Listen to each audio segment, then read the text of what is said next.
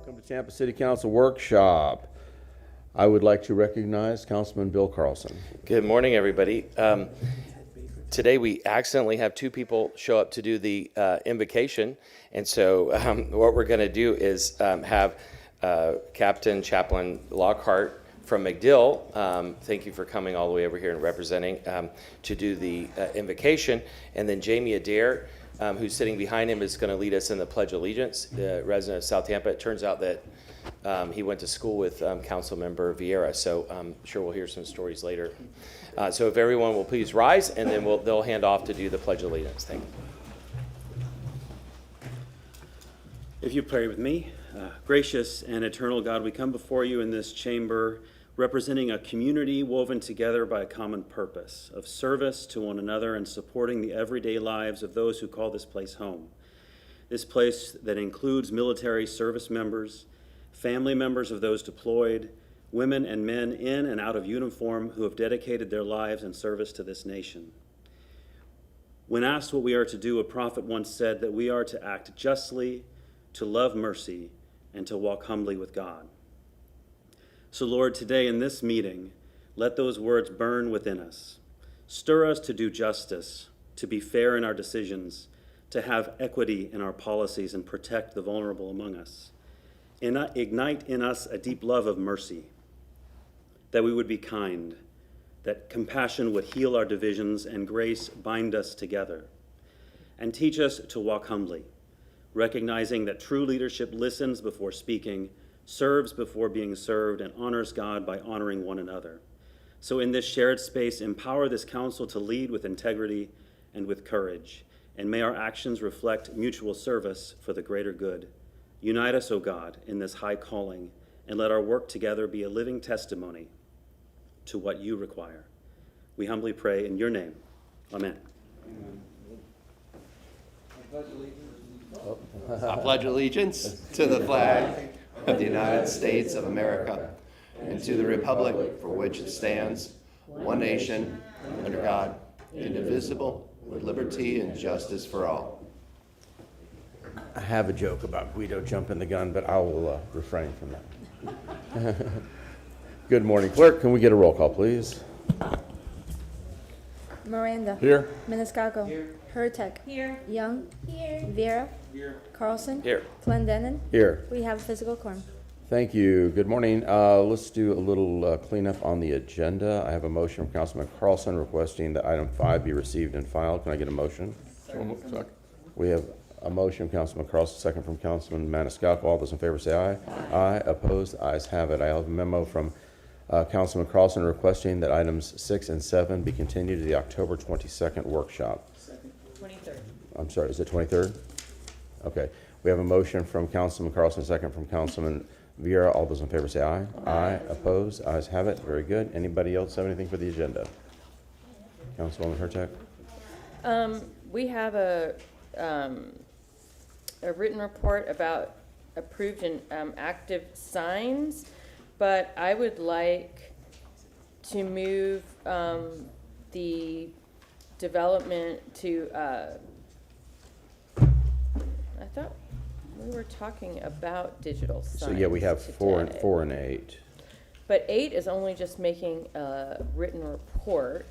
So then, well, then I'll make that at the end of the meeting. Okay, so can we get a motion to receive and file number 8? So moved. We have a motion from Councilman Miranda, second from Councilwoman Hurtek. All those in favor say aye. Aye. Opposed? Ayes have it. And if I may, Mr. Chair? Yes, sir. Same thing for number 4, if I may. Number 4. Receive and file. Okay, we have a motion to receive and file. Now, that was a discussion. But is that okay? But it said transmitting a written I report. mean, they transmitted file. I just want to make sure nobody wanted a discussion. No, but I will have something at the end Okay. to actually get started on the conversation. Okay, we have a motion from Councilman Vieira to receive and file item number 4. Who was the second?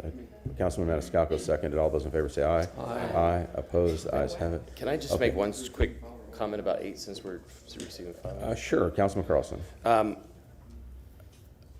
The report, there's a long report about this, and it talks about 2 that were permitted by staff in downtown, which apparently was legal per city council rules from years ago. However, The current use with active motion, the city attorney told me has not been permitted and is out of code right now. So I think, as I understand it, that has to be approved by city council. And so there are some questions about the status of the, at least the sign at the arena, regarding what they're able to do with it.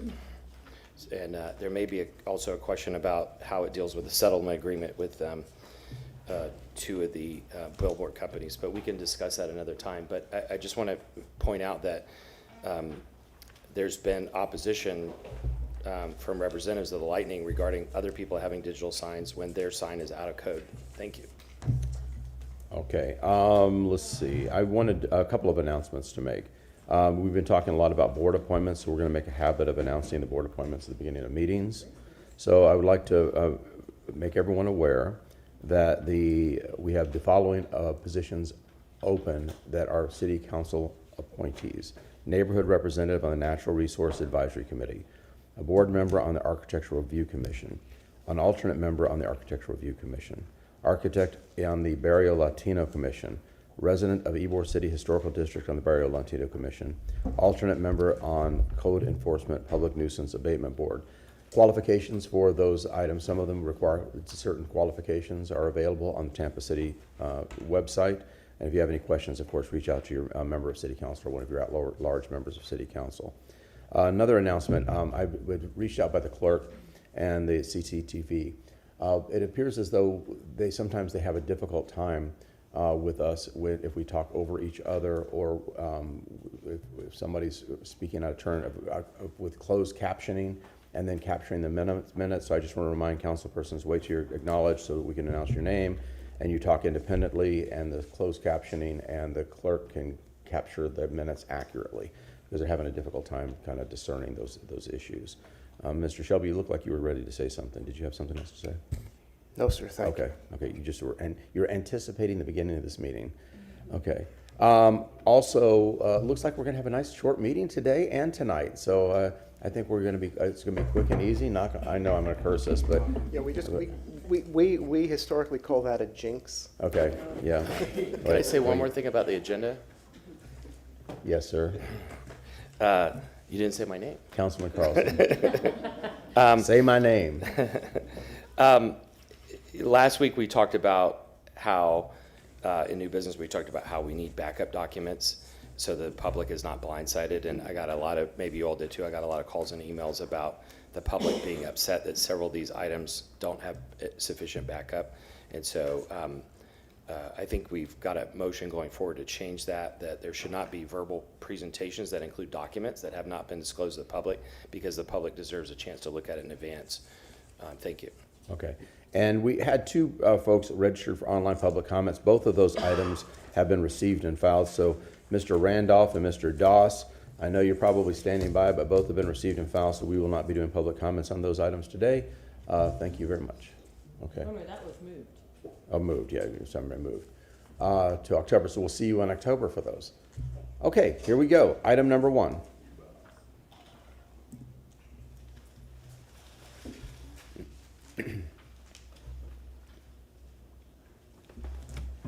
Thank you, Mr. Chair. Good morning, Council. Dennis Rajero, Chief Financial Officer.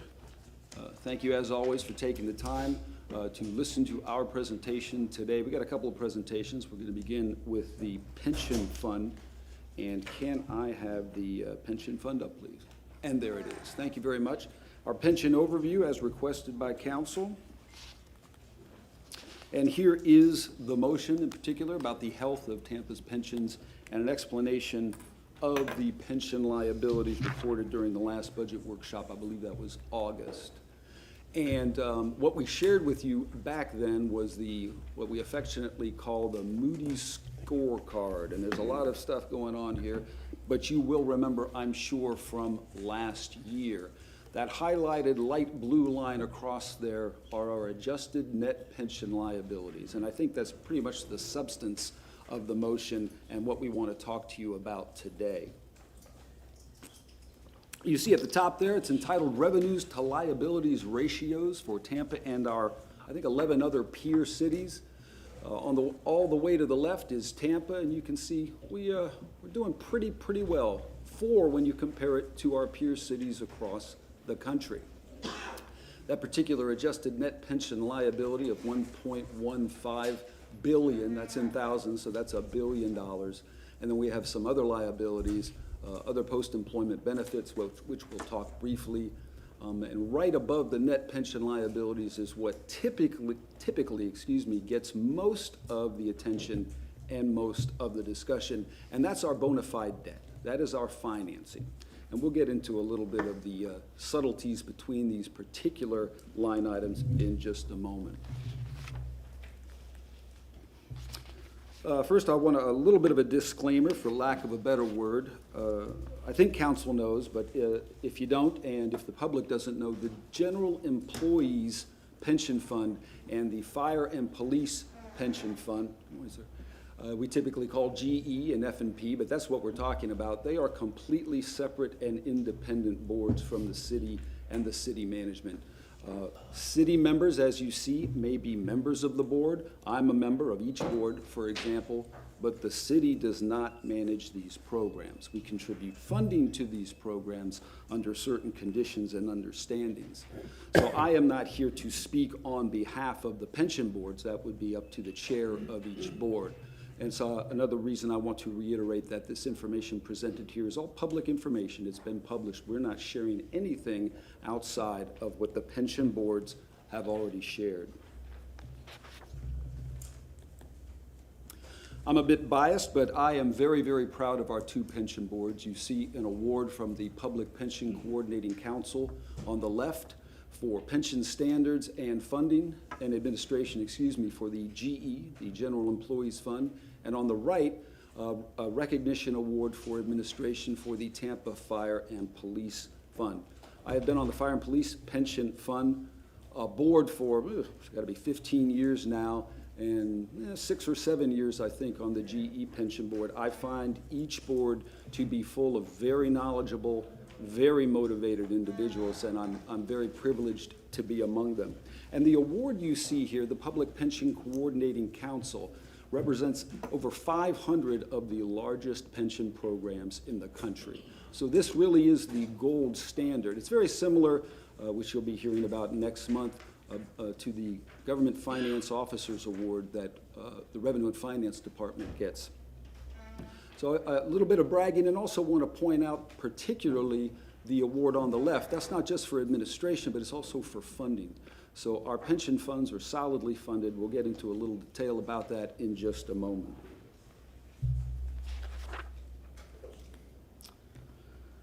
You see our agenda. We're going to do a quick retirement programs overview. There is some nomenclature and some terminology that I think is confusing to someone unless you're kind of neck deep into it. And then we'll get into each pension program individually. And here's our overview. Made more complicated by the fact that both of them have the word defined and both of them have the word plans. On the left, you've got the defined benefit plan. Those are bona fide pension programs. They guarantee to the retiree a specific, as you see here, formula-based monthly payout for the rest of that retiree's life, okay? The risk associated with the investments, et cetera, are all on the program. They're not on the individual, in contrast to what I'll share with you over on the right. The defined contribution plans. That's an employee who gives a defined contribution, and any number of factors could determine just how much that retiree takes home. The risk is on the employee. Affectionately known sometimes as deferred compensation programs. Here we have a 457 program, also known as 401k programs, things like that. So you've got a defined benefit, a certain benefit when you retire on the left versus, well, we'll see on the right, based on decisions, based on the market, and based on sometimes the discipline of the employee and what they want to set aside. We'll be talking today about the defined benefit plans on the left. On the left, the fire and police pension, you'll see both of these are special acts of the state of Florida. In order to change these plans, we have to go to the legislature. The fire and police pension consists of 3 members, each from fire rescue and the police department. They are elected positions, and 3 members appointed by the mayor. I'm one of those. And you see the support staff is completely separate from city government. I want to reiterate, plan management is completely separate from city government for both of these plans. It's just one provides in-house support, one utilizes members of the revenue and finance staff. And on the right, 7 members in the GE Pension Fund, 3 elected by active employees, 3 appointed by the mayor, and then there's me, the chief financial officer. Again, I want to reiterate the privilege of serving with all of those individuals. Sometimes it's thankless. It's a lot of detailed information, but I appreciate all of their levels of knowledge and their motivation. Wanted to put that in here because we've got to remind ourselves of what this is, because we don't know what a pension holiday means in the city of Tampa, and I'm proud to say that. It's when a local government, you see here, contributes less than what the required contribution is to keep that pension plan where you want that pension plan to be. So every single year, and we'll get to it in just a minute, the city, even though we don't manage these plans, we have to contribute funding to these plans. And these contributions are identified by an actuarial analysis. And we do it every single year and have done it every single year. These analyses are reviewed by the Department of Revenue at the state level. And, you know, there are reasons other localities may take pension holidays, but it's good financial management practice 101 is to contribute what you're actuarially calculated to contribute in order to keep your pension fund solid. We don't do that. And one of the reasons I bring this up, you're going to hear about our funding levels, and you'll hear often in the media about other localities, governmental localities, and their public pension funds. And they run the gamut from, I think Jacksonville right now is 50%, which is, far below ideal. And you have some very, very solid or very, very overly solid pension fund programs out there in the mid to high 90s. It's very, very rare for a public pension fund to reach a 100% funding level. Generally, anything 80% and above is viewed as very, very solid. But it varies for any number of different reasons. Just trying to put that into context. Oh, I'm sorry. And here we go to the general employee pension plan. And this is right out of the financial statements. One of the things I'd like to highlight here is in green, the city required contribution. This is from fiscal year 25 to the current fiscal year. You see at the top, the current fiscal year is the closest to the description. I'm used to looking at it the other way around, but hey, these are financial statements. The takeaway from this, I think, is that the contribution level stayed the same. We view that as a positive. It did not go up.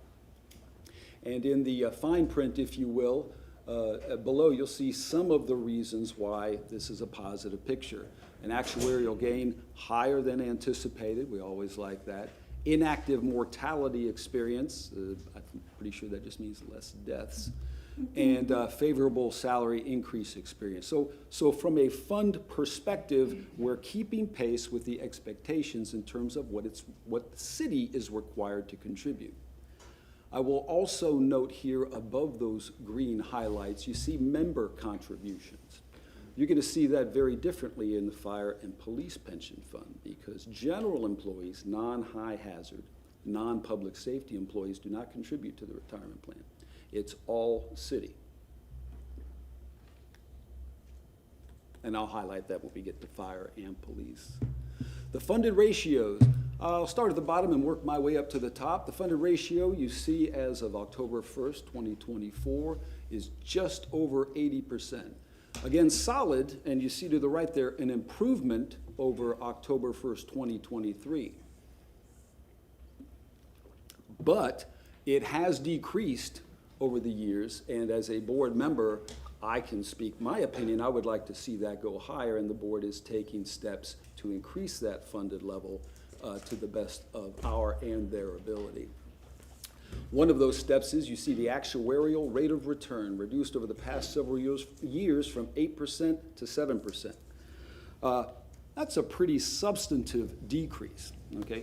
Our history and our projected future earnings from investments are simply not where we thought they'd be.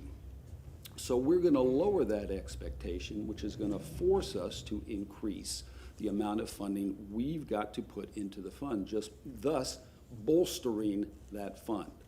And then the amortization of actuarial accrued liability. Oh, I could go on and on. I'm just joking. I can't go on and on about it. But basically what that is shortening the time frame to provide that funding. I'll give you just a quick and very, very simple example. If you've got $100 and you've got 20 years to pay that $100, well, it's just $5 a year, right? Depending on the amount of time that you amortize that obligation, well, we could lower contributions drastically, but it really wouldn't give a realistic picture of what the needs are. If you shorten that time period from 20 years to 10 years, well, then I've got to provide more money each of those 10 years. And that's what the board is doing in this particular instance. Again, an effort at increasing that funding level. Still solid, but we want better. And you see the actuarial contribution percentage of salary history here. A note, in fiscal year 2020, there was a change in actuarial, I gotta stop saying that word, actuarial methodology. But you see a steady climb, do we not? And that's one of the reasons we're happy, I'll say happy, we're happy that the contribution percentage stayed the same for fiscal year 26.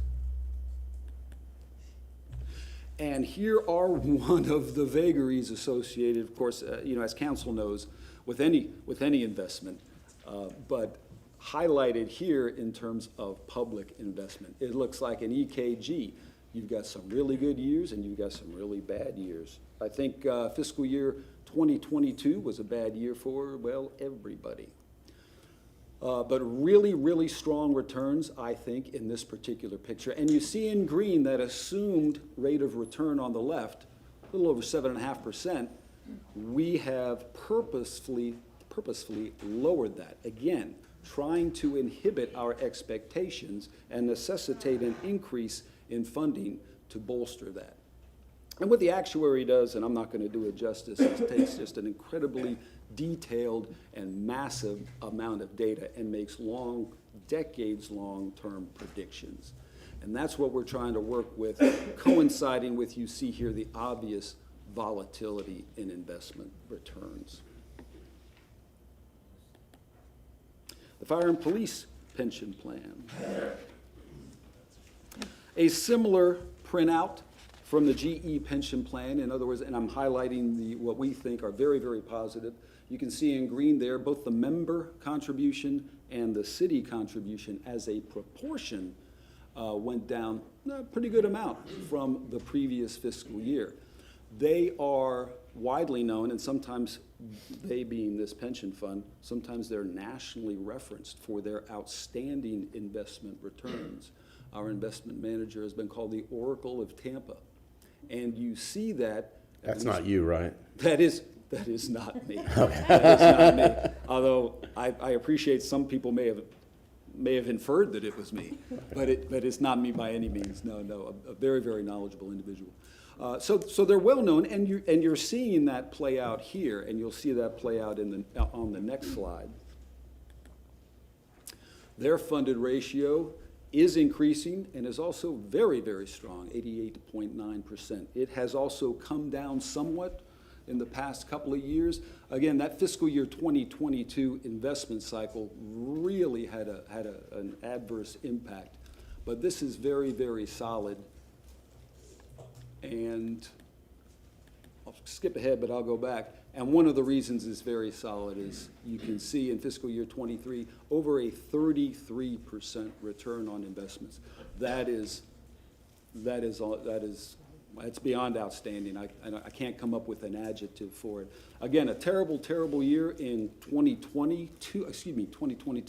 I think that's part of a big club, but they have some outstanding returns, and this is just through 2019. They have some outstanding returns prior to that. Let me go back for a history there for you.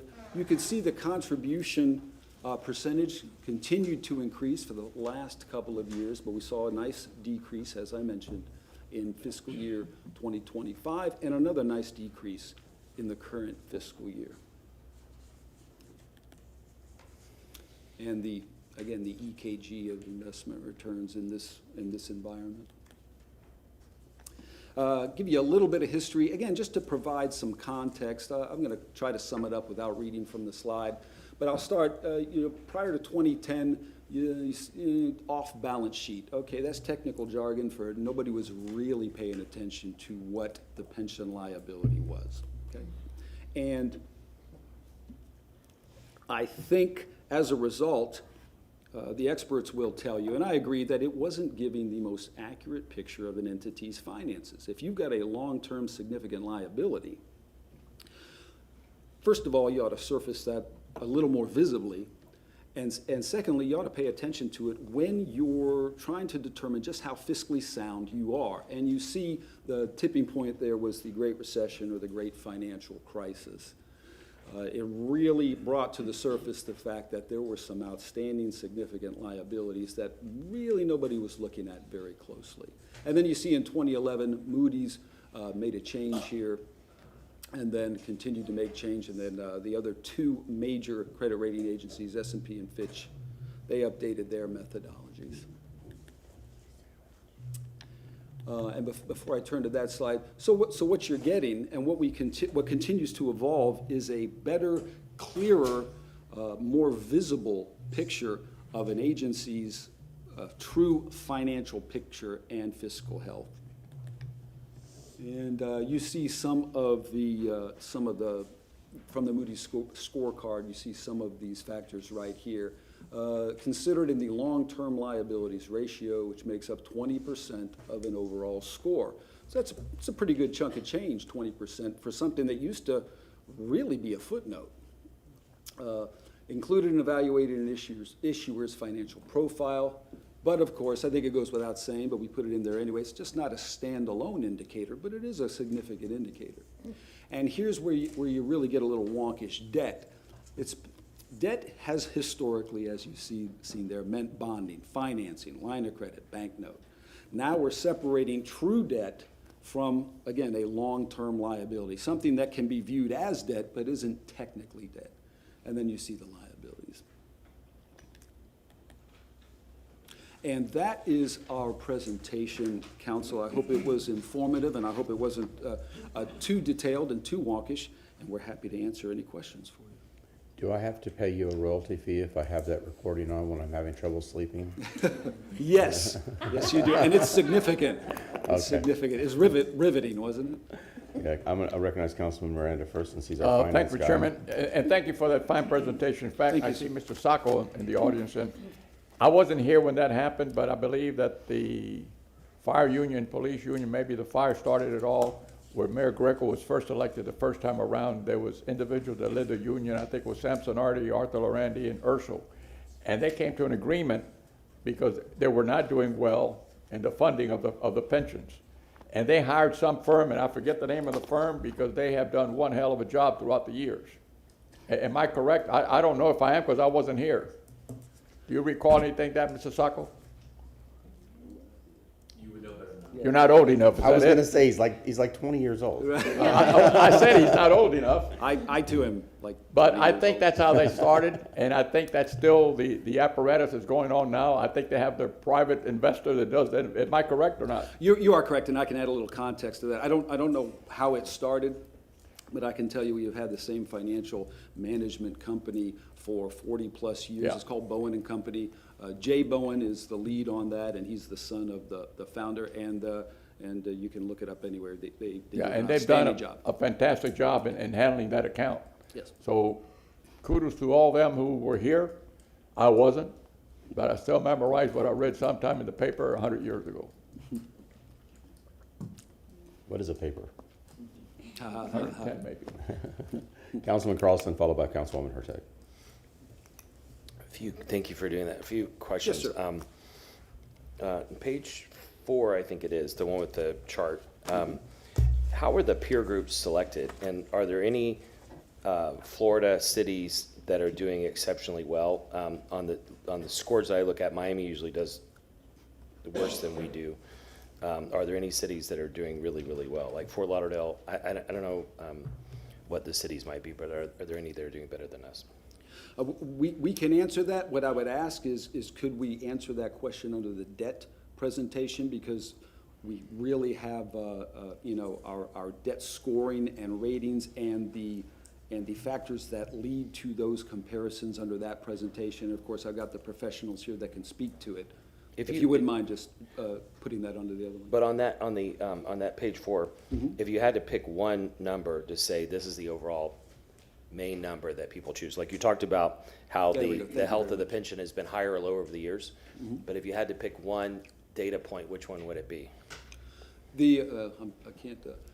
I would pick right below the quote-unquote total debt line, the liabilities to revenues percentage, followed closely by the Moody's, the very bottom line, the Moody's issuer credit rating. And of course, I've got professionals here that are much more of an expert, much smarter than I am. But from my perspective, as we'll share with you in the debt presentation, and we've shared in the past, that issuer credit rating is basically the city's FICO score. That's how strong we are from a credit perspective. And you can see we are very, very strong. It's the second highest you can get. And we are in very, very good company. The liabilities to revenue, similar to what we were discussing in the pension presentation, that takes your debt, your pension liabilities, your other post-employment liabilities, which is things like retiree health care and other long-term. And this is everything that we foresee the city being on the hook for, and we throw it against our total revenues. So is there a place with Moody's or somewhere where they would rank that number, liabilities to revenues? Would they rank that number for all the cities in Florida? Is there a way that has one through whatever that would show us that? I do not know. Someone here may know. Yes, I'm told. Yes, there is. Just so the question always comes up when you pick cities: is there adverse selection? Do we pick cities that make us look particularly good or bad? And so, and then how do you compare that category, long-term liability revenue? How do you compare that to the funded ratio? Is that the same thing or is it different? It is somewhat the same thing. You can see, if I can have that presentation back up. That's page 14, I think. Thank you, thank you. You see the adjusted net pension liabilities? That's an actuarial calculation. So I don't know that you're going to be able to cross-reference it with what we identify at the city. CTTV, can you go to 14, please, page 14? Oh, I'm sorry, I thought you were talking about the. Well, adjusted page net 14 pension. talks about the funded ratio. So just to okay. segue a second, it seems like in I'll go your to 14. in your presentation you alluded to, and I don't remember the exact words, but you said we're higher than in some years and lower in others. The police and fire one is like 89%. This one is 80.1. Is it possible to get a chart for either the liabilities to revenues just for Tampa and show that going all the way back to the Great Recession? And just a line graph so that we could see that for each of them, and then maybe also add the funded ratio just so we could see it. Based on what you said, if it's above 80, it's good. So 88.9 would seem like or 88, or if you round up 89 is a pretty good ratio. Very solid. But it would be interesting to see it over time. Like if you go to the chart, page 21. It shows that dip in 2022. It would be interesting to see how it correlates. Do we have to top it up significantly to make up for that? How do we deal with that? So that leads into another question. Can you get us that chart, or should I make a motion for it? I'll get it to you, sir. So those just Tampa, going back to if you want to make it before the Great Recession, so 2007 or something, Great Recession in 2009. So maybe if you could 2005 or something, just to show those two lines. So liabilities and revenues and the funded ratio. So on page 21, you talked about 2023 we had 33%. What did it? I guess there are certain risk thresholds that the fund managers have for these. Yes. Did we take a higher risk level to try to make up? Is that what happened to get Yes. 33%? Generally, you're going to have a higher risk, a higher return. And I shouldn't just, and I'm sorry to interrupt you, I shouldn't just short shrift the risk. There is a higher risk, but there are also, and I think history bears that out, just very, very talented investment vehicle decisions. Yeah, I remember, we're separate from the state system, but I remember Yes. back during, what was it, 2008, the Lehman crisis hit the state pension system really badly, and luckily Alex Sink was the CFO and helped turn it around. But the state before that was taking huge, in hindsight, huge risks, and then it on derivatives, and then it failed. So And I believe, I'm sorry to interrupt, I believe there were also pension holidays associated with that. And you'll see it in the media sometimes. Again, they won't contribute nearly what they should, or as you said, Councilman, they'll take, in hindsight, too great a risk. on page 4, it seems like the debt number now is higher than it was when we talked about it back in October, or whenever we talked about it last a few months ago. Has the debt for the pension gone up since we last talked about the budget, or has it stayed stable? It's gone up, if I'm not mistaken. I don't know, does it stay the same, do you think? I'm sorry? Pretty stable. Now, I think it would be unusual to stay exactly the same, but I think it has gone up, what I would say, I don't want to say insignificantly, but to a very, very minor degree. But is it like 30 or 40%, or is it Oh, no, 5%? nothing like that. That's not good. And then- we can do a comparison. I remember a few years ago, if I remember correctly, Jacksonville had to pass a special tax to be able to Yes. top up their pension.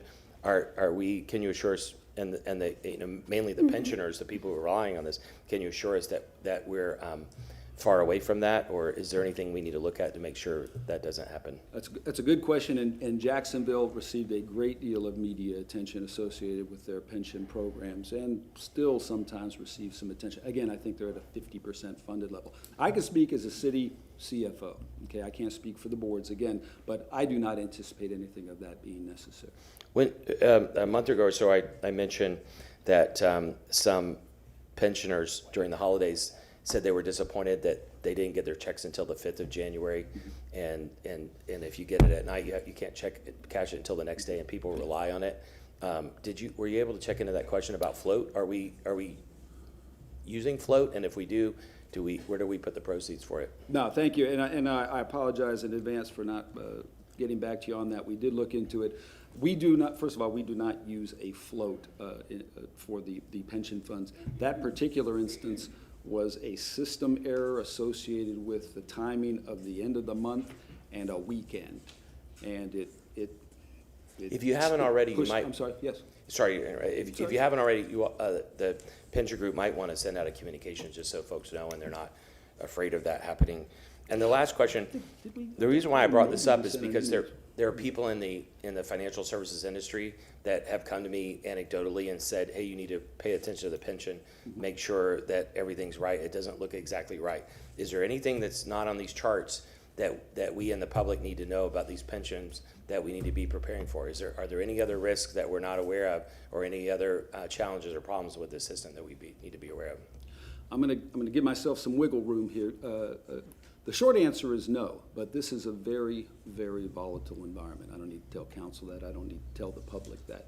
You saw the fiscal year 2022 investment return. Again, a worldwide black swan event. The property tax discussion that's taking place, at the legislature, there are any number of vulnerabilities in the financial system right now, and I don't want to act like there's not. Based on what we know and the decisions of the city, and I think in my capacity as a board member, the decisions of the pension boards, no. Thank you. Yes. Councilwoman Hurtak, followed by Councilman Miranda for follow-up. Thank you very much, and I really appreciate, we sat down earlier for a good, robust discussion on this prior to Yes, this, thank and I you. want to say thank you for that. Thank you. I think the public also needs to remember that we don't really have any control over this, but yet it's part of our, a part of how we're judged. So That's good. I think that was the part, I think for me, that was the most frightening, surprising. I mean, good in our case that we have great people on these boards, but if we didn't, what could we do about it? And the only opportunity is to the city is really the mayor's appointees and yourself who's on those boards. So it's a very interesting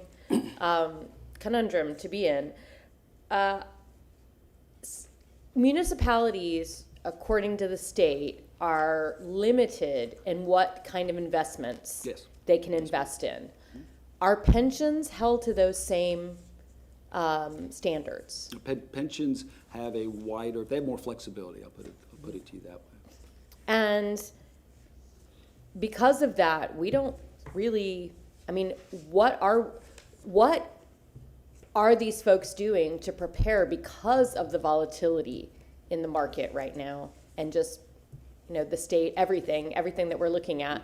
What are some of those things that the pension boards are looking at to kind of protect and insulate themselves and their members? That is a great question, but I would want to circle back with you with statements from the chairs of those boards. Okay, well, I think that's something that would be lovely to get. Okay. So the public also could, and quite frankly, our staff, so they know what we're doing. Because I'm looking at all sorts of, I'm concerned. I'm looking at my investments. I'm looking at the family stuff. So it's a big deal. I think everybody's concerned. It is a good question. I don't want to downplay it, but again, I'm trying to strike a balance between speaking for the boards, which I don't want to do. Exactly. But I can absolutely agree with you on the uncertainty and the volatility right now. And I know I sound like a broken record. How many years have I been coming up? It's really volatile right now. Well, it's really volatile. Yeah, right no, now. it's definitely, we're seeing it. So again, I appreciate the prior conversation and this conversation now. It is kind of dry, but it's really important. So thank you. Thank you. Councilman Miranda. Thank you. I have many things to discuss. First of all, as I look at the chart, the revenue to liability ratios, Tampa, so forth and so on, there's only 3 cities listed there that have a big A, little a1. Yes. Does that mean that they're better better prepared than the others? If I can have The ratings of the bonding agencies. Understood. If I could have the presentation, there we go. I'm going to go back. I think that would be number 4, I'm not sure. There. That we one go. right there. Yes, and you're referencing the You very got- bottom line? Yeah, you got Tampa, Orlando, and Arlington in that area. Are those the highest rated ones on the sheet then? The highest rated one on the sheet is Minneapolis, sir, with a AAA, and they are the only Okay. AAA. That's the highest you can attain. All right, got it. Then the next thing is this. Why bond? No city goes out and borrows money, I would assume, if it doesn't need it for different things. When you look at our needs, it's on the time of history, not on the time when you want to buy something. For instance, the water and sewer lines that we had under the city of Tampa. We were spending anywhere from 30 to 40 million just repairing the line every year. And more likely every year would be more costly because the pipes were from 80 to 100 years old and more than 100 years old. So when you did one pipe and you did it from here to Mr. Carlson, it was fine, it was repaired within 4 or 5 days. However, you go from here to where I see some of my good friends there, it broke again the next following week. So we had to do something, and that's part of what we did. And we went now and we did something that's, all that I think was $2 billion or something like that to get it done, the whole city. And there's about 2,000 miles of water lines and sewer lines under the city. And we started that program some years back, not many years back, but some. And that's going to take like over 20 years to accomplish the whole thing. That means that we're paying for it as we go currently. So that's not even reflected in this. So the city went, and I asked them many years ago when I first got elected to start putting $2 a month on the water line and sewer line so we can say what capital money so we can start paying without bonding anything. And we didn't do that. So now I think it's up to $8 a month, and rightly so we can continue doing it. However, due to inflation and due to other causes, we forecast, or I forecast, or everybody should forecast, that at the end, you're not going to bond if you don't want to, but you can bond or you can raise the fees to pay for it as you go. That saves a lot of money. But when you bond, what is the actual going fee? 4.4% or something like that? Am I in the ballpark? I think we're typically going 4.5 I see some yeses. 5. Okay. Some people that got a lot of hair, not me, so I know they're right. And these are the things that I see that everybody's afraid to bond. I'm not afraid to bond because the interest rate is stable for that period of time in history. So if it's for 30 years, it's a 30-year bond at 4.4. It doesn't go to 4.8, 4.9, or 5 as the inflation raises. No, you're there. So these are the things that are never talked about. But I'm willing to discuss those fees and debate with anybody that tells me that bonding is the wrong way. It is the best way. Yes, you pay, but you get what you need at the time you need it, not when you don't need it, because then you don't have anything to do. So it's incumbent to say, understand that for every need, there's a necessity. And for instance, some of us criticize the Hannah project. I don't. Councilman Miranda, can we save this for item number 3? Thank you very much, Mr. Chairman. I wonder where you and I are bald. That is, I was wondering if you're referring to me. I still have some hair here. Can I ask one more question? I'll leave it for now. Councilman Carlson. Just one last question. Yes, sir. So what's the role of the city in this is that if, I mentioned the Jacksonville example, so at some point, if there's a deficit, the city has to step in some way and pay, right? And what is that trigger? So what is the city's policy right now on when we step in? Is it measured by the liabilities to revenues ratio, the funded ratio, or can we go to slide 21? And can you put it up on the public mode? There you go. Thank you. So slide 21 just shows the market. It doesn't show. So just looking, so in a year like 2022, presumably we would have had to top up, but then we made it up the next year, maybe use debt to go temporarily. But at what is the measure that the city uses to say, okay, now we need to top up and figure out how much it is? And my second follow-up question to that is, are we far away from that point, or is it possible? What would have to happen in the next year or two for us to hit that point? Okay, I'll start with what the city does. The city contributes every year whatever the actuarial calculation is. And one of the reasons you do an actuarial calculation is so you don't have to respond every single year to that blue line. It smooths it out over decades and decades. Again, we had this conversation, Councilwoman, theoretically, the city's going to be around forever, right? Debt ends. Pension liabilities, theoretically, is never going to end. The city's always going to be around. So every year, you get an actuarial calculation of what the requirement, in fact, let me go back real quick. There we are. And you see that there, the city contribution there, for example, for the Fire and Police Pension Fund, $36.4 million. That's what the actuarial calculation is to fund all of the liabilities in that particular year, and that's what we contribute and have. And so it's all based on the actuarial calculation, which theoretically, and I think, in my opinion, is generally true, they are taking any number of variables over years and years and years in an effort at smoothing that volatility. Is it possible when you do that chart from 2005, can you add this to it as well? The contribution percentages? The contribution and the percentage? Yes, sir. It would be interesting to see that. And who does the actuarial table? Is that an outside third party, or Outside, is it independent it's not the third-party money actuary. managers? I'm sorry, say again? It's not the asset managers? No, sir. Okay, thank you. Yes, sir. Mr. CFO, at an 8th grade level, could you explain why we only fund at 80%? I will do my best. Okay. In fact, and maybe I'll use an example that I didn't make up. I'm saving for my daughter's college education, and I'm making projections as to what that cost will be over time. And I'm contributing. And if everything turns out exactly as I projected, I'm right on point, but that's not going to happen. And it was very rare if your contributions and what happens turns out exactly like what the actuary has calculated, because you're going to have price increases. Hey, that's what I was looking for, price increases, right? You're gonna try to plan for those, but you don't know what they're gonna be. You're going to do better on your investments than you thought, or as we saw, you're gonna do worse on your investments. So it's the best projection you can make given the knowledge you have at the time. And it rarely, as I shared with you, rarely do you get to that 100% level. You've also got, and again, the city is very fortunate, but you also have political decisions like pension holidays where the political body decides there is something of a higher priority than contributing to the pension fund. And they'll take that year off. They'll take 2 years off, et cetera.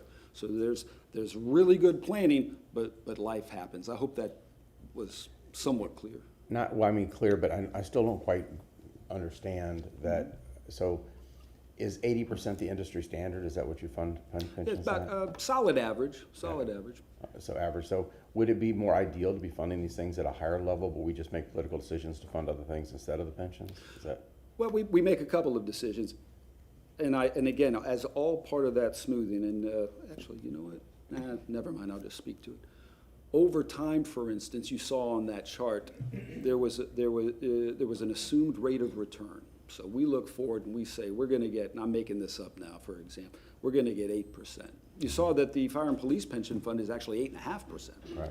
They are one of, if not the highest, assumed rate of return in the state because of their fantastic performance. So you start out thinking you're gonna make this much money because you're at 7.5%, but it doesn't turn out that way, right? The actuarial reports come in, and this is what the GE Pension Fund has done, you lower that assumed rate of return, okay? So you start walking uphill, making it harder on yourself, and how that manifests itself is you contribute more in an effort at building up that funded ratio. And then, as you saw, and as I was saying earlier with the $100 example, you amortize in a lesser period of time. You discount what you're gonna have to do, so you have to increase the contribution. And so for police and fire being independent, if their fund, for lack of a better word, collapses or significantly underfunds, we're still on the hook to be able to subsidize and bring that back up? Yes. And again, I can't emphasize enough, that's where the actuary comes in terms of smoothing that out. So ideally, you don't get hit with just a drastic, unbelievable increase from year to year. It's that smoothing that's very, very important. So interesting, the Minneapolis example, because they being the highest bonded, are they funded at 80% as well? Is that pretty much a standard across most of the cities? I do not know what Minneapolis is. Again, and I'm only going from memory. Again, I think Jacksonville was 50, but you have other localities out there, much, much stronger than that. Okay, very good. Okay. Anybody else have any questions on this part of the presentation? Councilman Vera.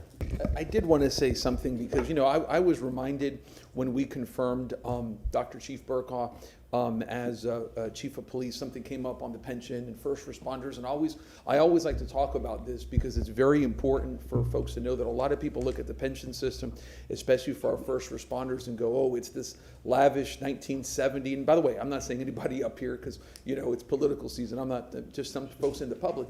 And that it's some lavish Teamster 1970 pension. And by the way, I still wish we had those lavish Teamster 1970 pensions. People deserve those, by the way, so I'm not putting those down.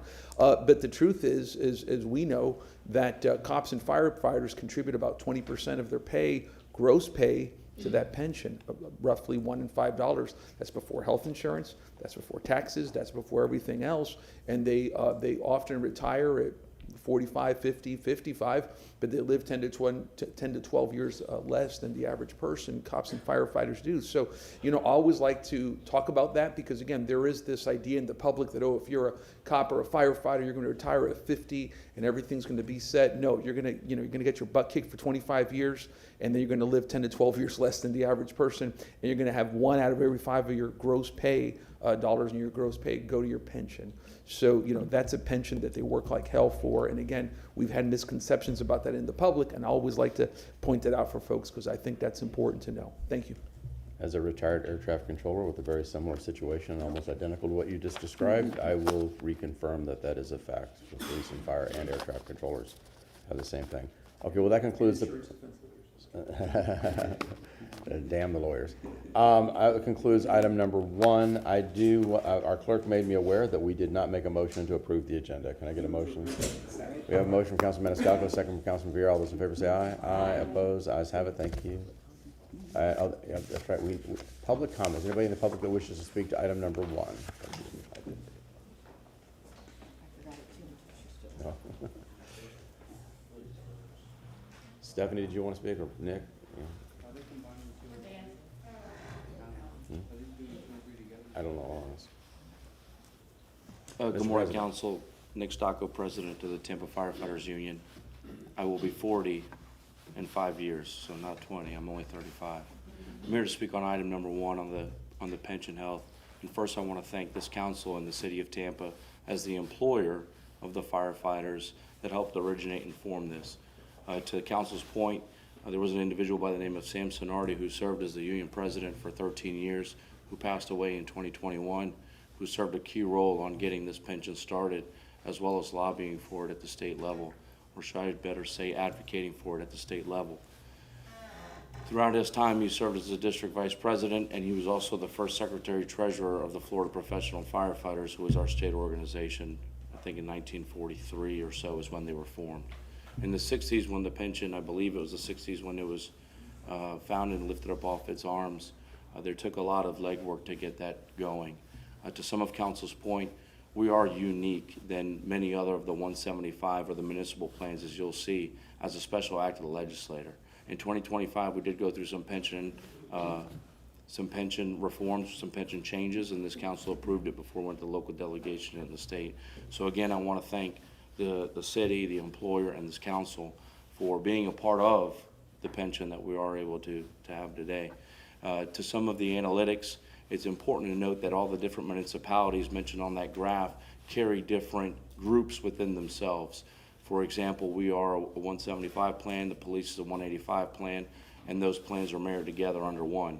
The Miami firefighters, they are on their own 175 plan. St. Pete, I believe they might be on their own, unsure. Lakeland is another. The 175 plans under statute carry different regulations than state FRS special risk. So we are held to different standards than the state FRS, and we do carry that through the legislative body. To the variances and the projections and the professionals that know it, I will speak on the retirement piece. It varies. If people are going to retire sooner, retire later, or pass away sooner or pass away later, those all have an effect on those numbers and those figures. So another thing to consider that is when the actuaries do these studies, those are all calculations into those professionals. I will say that, again, thank you to the city who does employ us and does pay us. The firefighters do pay 15.5% of their hourly wage into the pension. We've paid as high as 18%, and we've paid as low as 3% since 2011. So I would encourage to, at this local level, look at the state level of the funding requirements that changed in 2011 that lessened the contributions to the 175 plans. Thank you for your time. Thank you, Mr. President. There'll come a day when you're like my age, you'll appreciate looking 15 years younger than you do. Thank you. Thank you. Thank you. Next speaker. Good morning, Stephanie Pointer. I have a bunch of questions, and somebody can answer them or not, but they kind of come to my mind. As somebody who participated in the Kentucky teacher retirement system, you were able to buy out. If so, if people are buying out of these programs, at what percentage? And is there an average point where they buy themselves out and take the cash value? Are people who are receiving pensions also allowed to take their Social Security from their spouse? In Kentucky, we weren't allowed to take our spouse's Social Security and our Kentucky teacher retirement at the same time. We had to give up one or the other. What happens to the pension funds if a spouse passes away? Does it totally go away? I know that's one of the reasons why we took my buyout and my husband's buyout from UPS, was because if something happened to him, then I would lose all of that pension. Does Tampa City Council not have a member on these pension boards? Do they not have a nominee? I mean, Councilwoman Hurtak mentioned that the mayor has somebody on there, but is there not somebody on these boards that reports to City Council and talks to them about what's going on?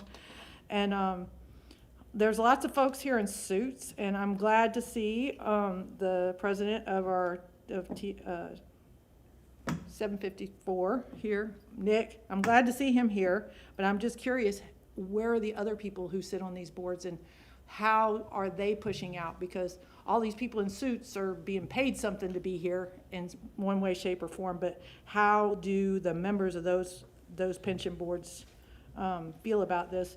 And I know in the past I've been invited to some of these negotiations and whatnot, but they've always ended up on Thursday mornings, which makes it not only hard for me to go, because I like to be here, but makes it hard for you guys to go. Are you able to attend those meetings? So those are my questions. I don't really have any comments. Thank you. Thank you. Next speaker, please. Start with your name. Good morning. My name is Malik Abdullah. You asked if anyone have any questions about just a pension, is that what the question was about? No, this is public comment, so if you have any Okay. statement that you'd like to make. I have a question about Jackson House. This thing. No, that's not on this. This is. Sir? It's not applicable to this item. This is only about the pension item that Dennis That's Raharos what I spoke. asked, and you Okay. said, no, it was public comment. Yeah, Okay. public comment on the, workshops are only about the workshop items for the day. It's not like a normal city council meeting. Okay, hearing no other public comments. Mr. O'Hara, it seems like 2 and 3 are kind of like tied together. Would you like to present together? Can we? It appears as though 2 and 3 are kind of intrinsically tied. Would you like to do one presentation? Okay, can I get a motion from council to hear 2 and 3 together? Motion for Councilman Vera, second for Councilman Rand. All those in favor say aye. Aye. Opposed? Ayes have it. Thank you.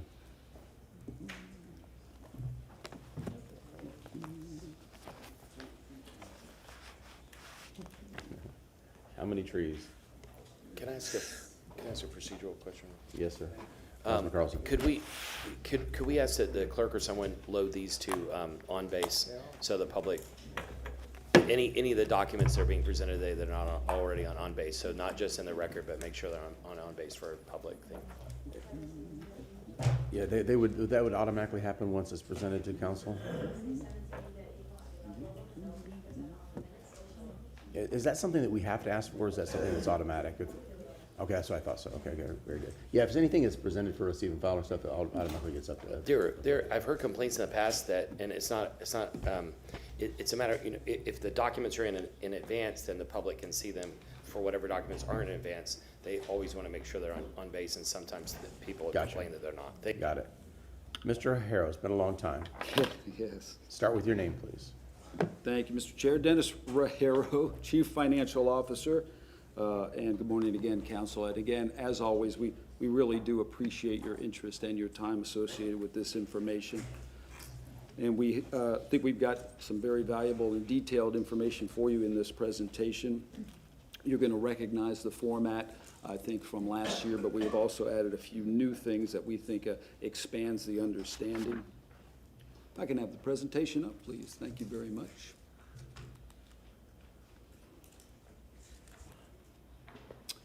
And the agenda, it's a pretty detailed agenda, and this is new this year. We're going to start off with an overview of contract administration by Director Mutterback.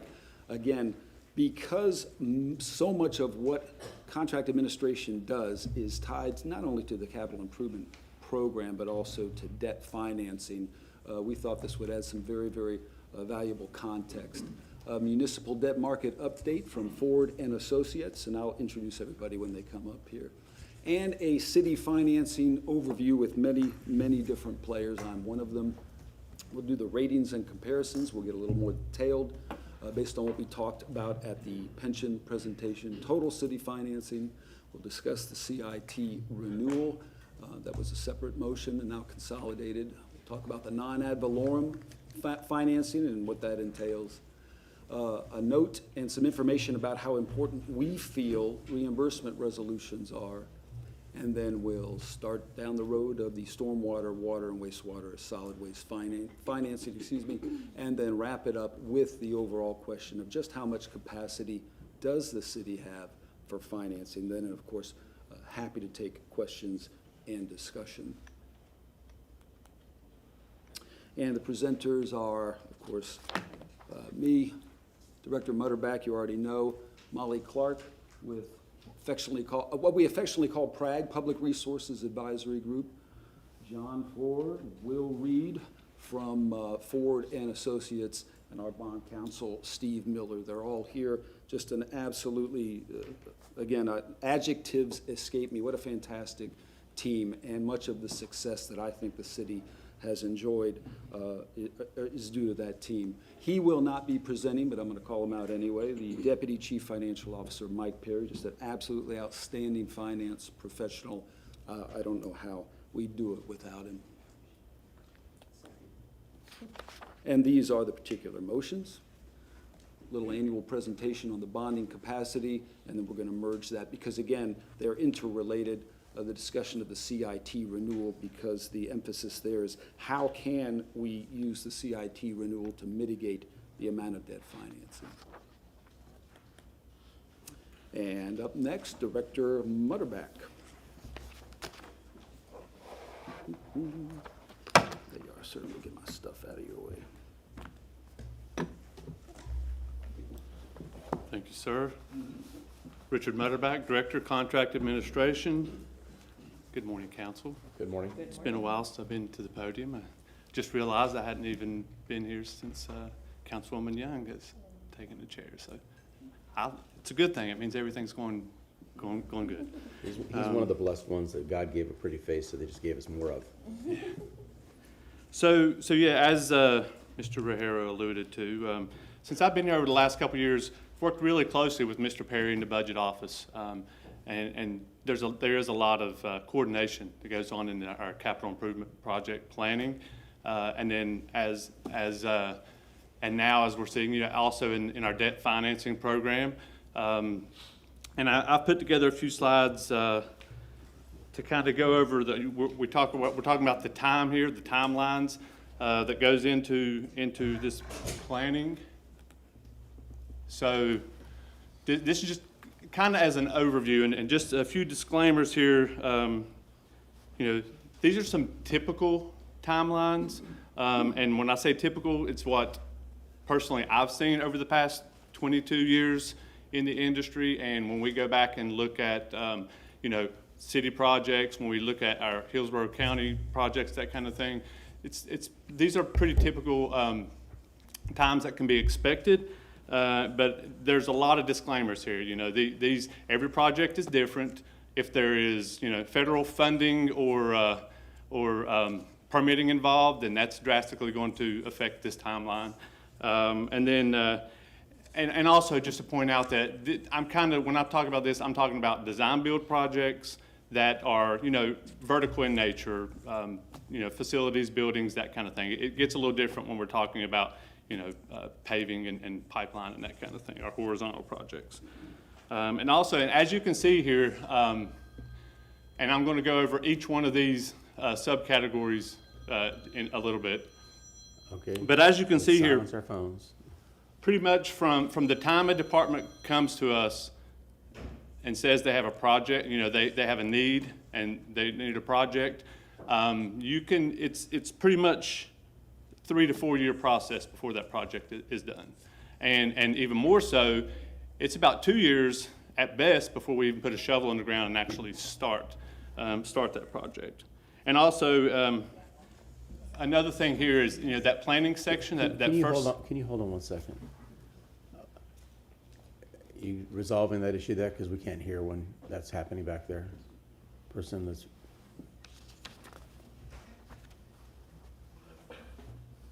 Let me know when you got it resolved, because I'm going to pause the conversations.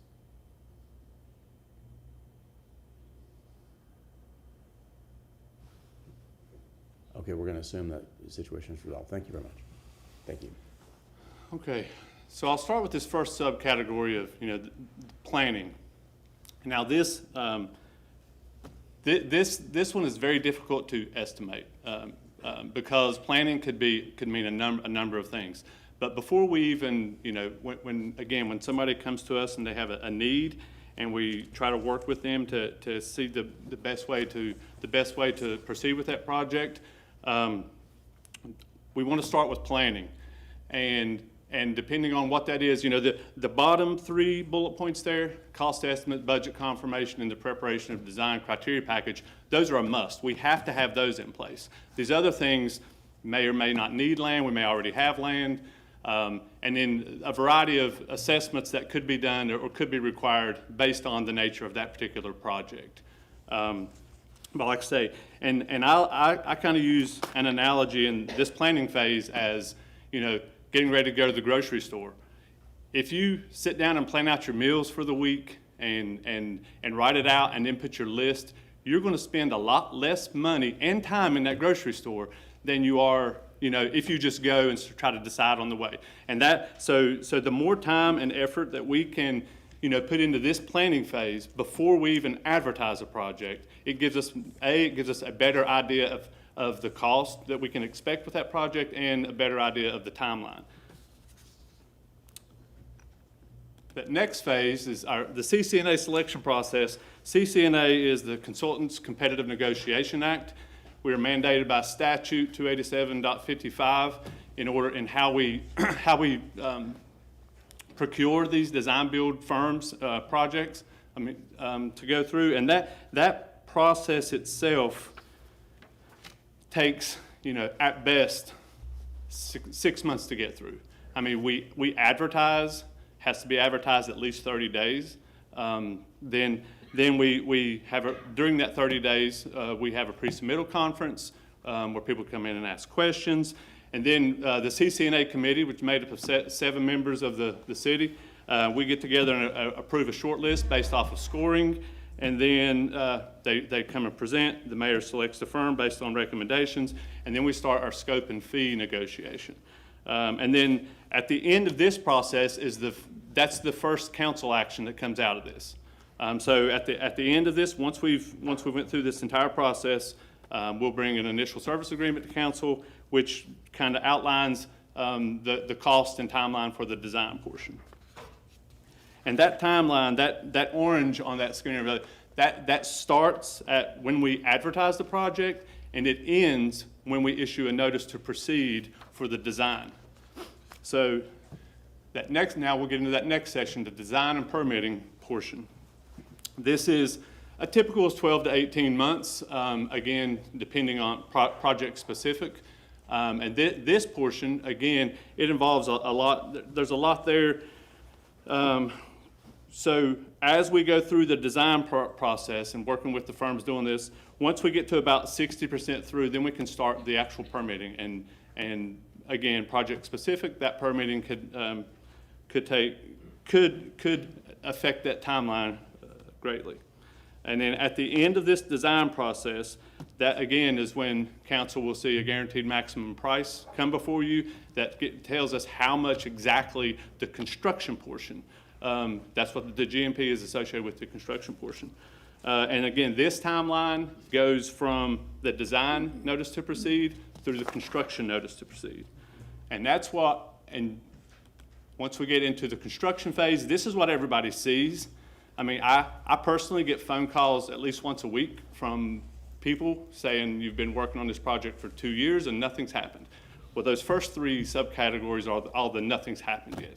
But this is the portion, like I say, the groundbreaking is what everybody sees, building through ribbon cutting and closeout.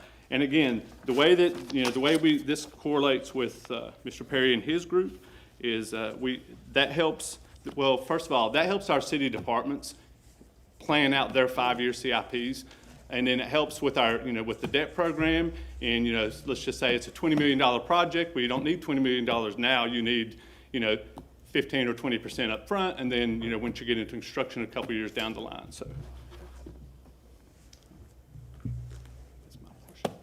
Okay, pause for questions. Councilwoman Hurtak. So I want to say thank you. This is an incredibly clear and easy to read way to see how this process works. And I'm actually going to pull these slides out and hold on to them because I think they're very valuable. I actually have a one-pager that it's all on one page, and I'll well, if you could send that to us, I think that's very helpful, because this is what we constantly keep asking about is in the planning stage, we're given a cost estimate. And then 2 years later, give or take, we're getting that guaranteed maximum price. And it's the initial services agreement is part of this, but that's not really where price comes in, correct? Correct. The initial service agreement is covering the design and permitting portion, which is usually about 10 to 15% of what the anticipated construction costs would be. And so I think at least I am interested in having maybe some more discussions. Doesn't necessarily have to be here, but reaching out to us to talk to us about this going forward. So the initial services agreement might be a good time to come to council and say, hey, we are anticipating it to be this amount of money, even though maybe it's sort of like the halfway point to keep us updated. Because right now, my office is putting them on calendars and reaching out to you anyway. And it would be great then, instead of having to put it on our calendar and reach out, if that's just a part of the process, so that we stay engaged and so we aren't shocked when the guaranteed maximum price comes. I think that's one of those things that keeping council informed along the way prevents that sticker shock and the worry as we talk more about this CIP going forward. So just I don't know, a suggestion. Councilman Carlson, followed by Councilman Miranda. Thank you for presenting. And what have you been on here, 2 years or 3 years? It'll be 3 years in June. 3 years, yeah. I think, I'm a big fan. I think you've done a great job since you've been here. I used to complain about this department all the time, and I'm glad that you're here and you're kind of cleaning things up. The public's big interest is whether we're getting the right price. They see these big price tags on projects and they wonder, are we getting the right price? And then it comes out that we didn't have an open bidding process. And part of it is the difference between RFQ versus RFP. I'm not a big fan of all the CCNA process because it kind of gives us a way to get around. We, City Council, put new rules on working with you. The mayor also, with your guidance, passed a new executive order. Still, there are times like in the Hannah Avenue project where, this is before your time, Hannah Avenue, the original project was like $650,000, and that was an RFQ, I think, not an RFP. And so even though you might negotiate the hourly rates, the question is how much is it going to cost? And that might have been okay for the original project, but then it ended up being like $126 million without an additional RFP. And the CCNA has a rule, at least the last time I looked, you can't go over $4 million without getting approval or going out to bid again. The city attorney at the time found a loophole around that. And but when you came on board, we and the mayor worked together to put a rule in that if it's in the executive order that if it goes more than 50% over the original estimate, that it has to go out for bid. So my question is, again, the public is very concerned about paying too much for these projects. And they ask the question, why is the city not value engineering like the private sector does or people do on their homes? So can you just briefly describe the safeguards you put in place over the last 3 years? And are there any other things that you can recommend that we might put in place to assure the public that we're getting the best prices? Well, the executive order you're referencing, November of 2023, and that's several things in there that highlight some cardinal changes that that will require us to step back and go with stop these projects and start basically either start over or re-advertise or some other competitive nature like that. That some of those things are, if, like you mentioned, you alluded to, but if it more than doubles in price, so 100%, if it more than doubles in price from what was advertised. So in an RFQ advertisement, we say, this could be 5 to 8 million. Well, if it gets over 16 million or above, then that would trigger that. If a project doesn't start for 3 years, if it lays dormant for 3 years and nothing happens, then again we'll have to re-advertise. And just so you know, there are a lot of, even on going through the CCNA process, specifically with these design build projects, there are a lot. And just so you know, I think as of this morning, of the 347 active design and construction contracts that we have, only about 20% of those are design build. So, but obviously it's the big, high-profile, complex projects that we talk about all the time are in that design build. But no, we're working very closely with budget and with the departments. Each department has their own set of project managers that we work really closely with now as a department. And actually, our city architect that works under me, he has weekly standing meetings with the budget office, and they look at just a variety of topics there. As of late, it's FEMA funding and that kind of thing. But no, we're working, like I said, closely with the other departments. Just almost more of an education, helping them, owner's advisor kind of role with those other departments. Yeah, my criticism of some of the projects like that, Fair Oaks and others, is that there seems to be an open paycheck. Just spend it whatever you want. And the private sector people have a budget and they have to work toward it. And there's not an open-ended amount of money for everything. And sometimes it feels like we get in. In Indonesia, there used to be an island, a lake, and you would pay a guy to take you out in the boat. And then when you're out in the middle of the boat, he would say, well, now you have to pay me double to get back. And that's how I feel about some of these bids. And we do. I mean, and so just one last thing on the design.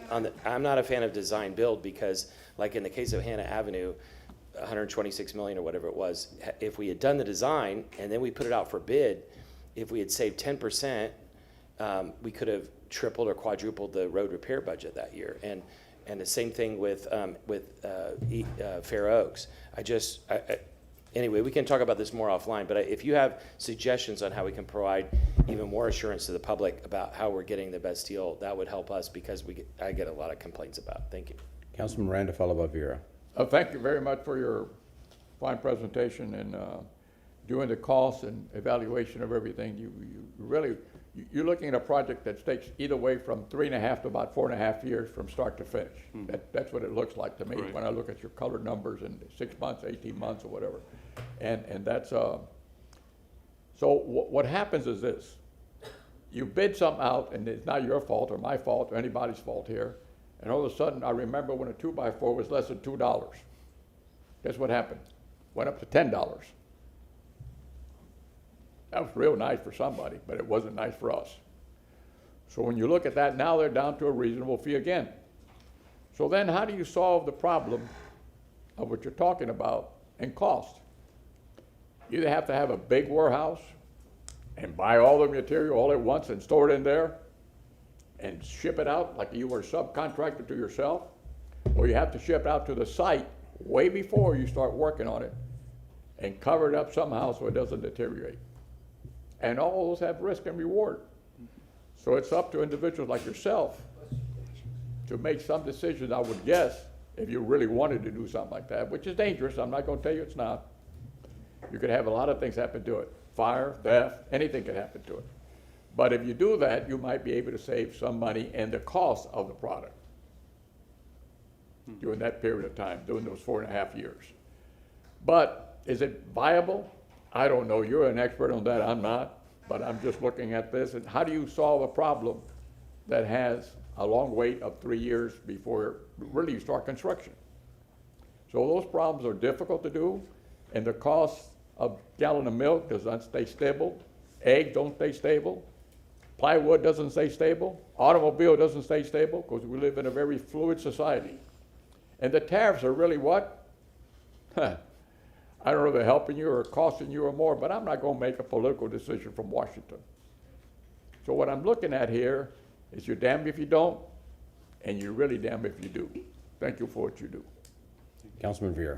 Thank you very much. And what I wanted to say for Mr. Mutterback is, and I told you this privately, was that, and some other folks have said, it's just a great job that you've done since you've gotten in. The fact that we haven't seen you here a lot lately, I think speaks to the good work that you're doing. And, I remember we first met during Fire Station 24, and you went there and you're like, I inherited this, and I to quote Mr. T, I pitied the fool, you know what I mean? You're up there and all that stuff, and you'd go up there and have to take questions, and you're like, I just got here, man. But you handled it cool, calm, and collective, and you have very good temperament, and you're doing a good job. So I just on top of the other things, I just wanted to salute you for that you're doing a good job. We had the unfortunate pleasure of meeting during Station 24, but you've done a great job. So thank you, sir. Thank you. Many people are saying that 3 years ago, some of the best people in the city showed up at the city of Tampa. I think we showed about the same time. If we missed that. Okay. This is one of those things. This is actually, this presentation is one of the things that's been like has been sticking to my craw because, and as Councilman Carlson has said, some of these past programs, and it's been difficult for me to quite understand when these council decisions and when these projects are committed, what's going to be PAYGO, what's going to be bonded, when those critical decision points are made. And like we have a project right now that's pending for our police that is in this process, and it's kind of the same kind of thing. So what I'm hearing you saying is that at this CCNA selection or finalizing that process, the council has an opportunity to What does that look like for council? What is council approving at that point? The initial service agreement. So once we go through the process, the entire process, and a firm is selected, that firm, then we go into negotiations. The department will go into negotiations on what their fee will be, the fee and scope negotiations. And so when we select a firm, we rank the firms, 1, 2, 3, 4, because if those negotiations break down, by statute, if they can't come to a fair and reasonable price, then we go to the second, and then the third, and then you would trigger down to the second, to the third. So let's back it up, because prior to that, you get land acquisition before it comes to council. So I guess this is part of where the disconnect is.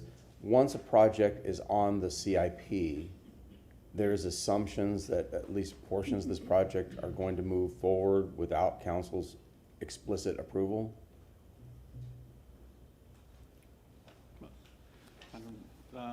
What's the question there? So, During because the planning I see process? that before the CCNA process, there's cost, including land acquisition, that happens before that. Is that just because that if once a project is on the CIP, there's an implied consent from council to process these things, and how is that decided to be paid for?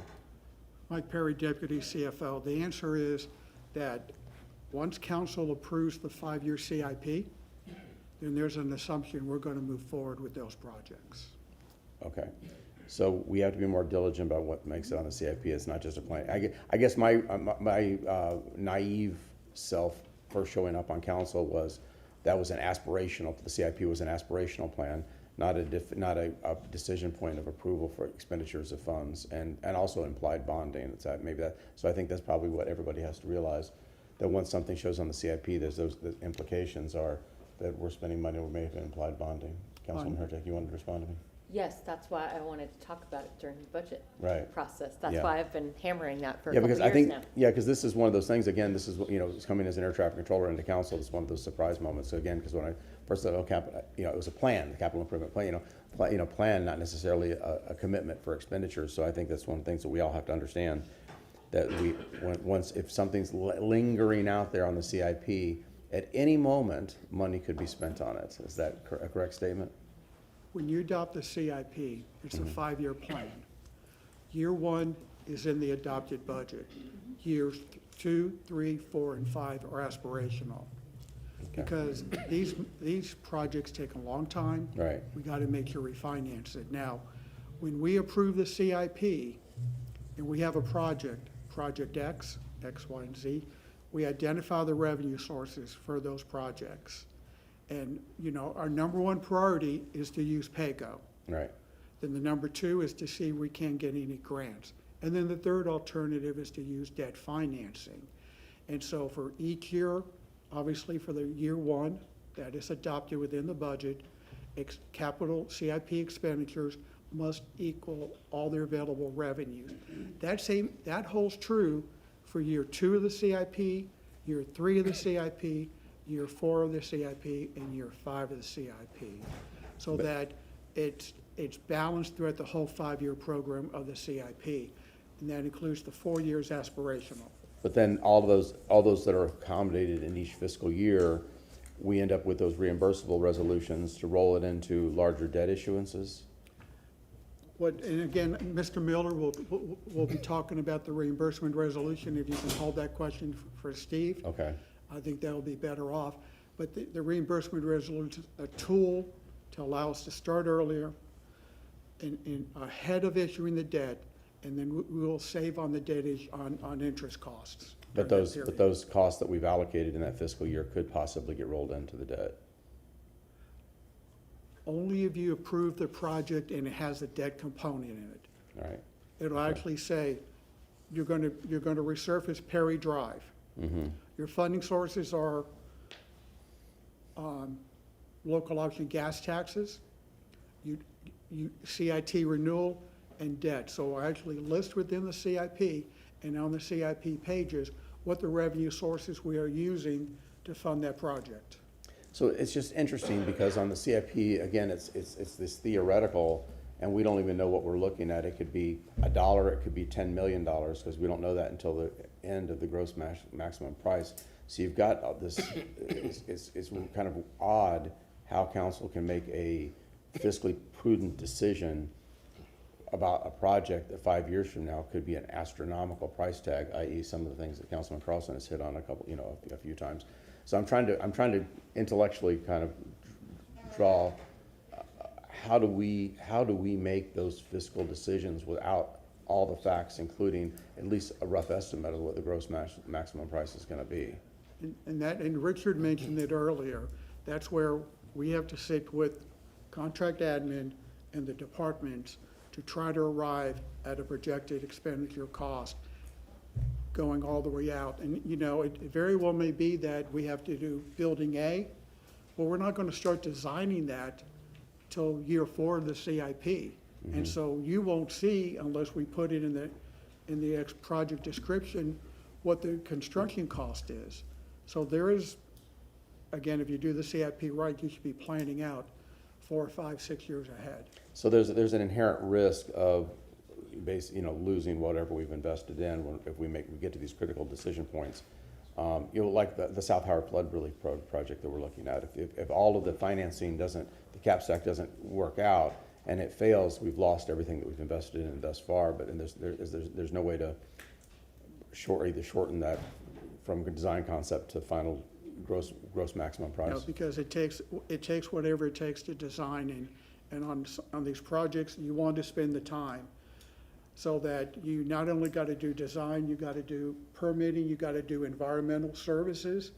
You want to make sure that if you're going to build a building, you have enough support within the ground to do that. And so there's a lot of things that contract admin is working on during the design and permitting for phase. So what I hear you say is I'm sorry, go ahead. And that first bite of the apple, if you will, is that initial services agreement that comes through at the end of that CCNA selection. That's just the first amendment, and like I said earlier, that typically, you can look at that, and that's typically around 10 to 15% of the overall, of the construction cost.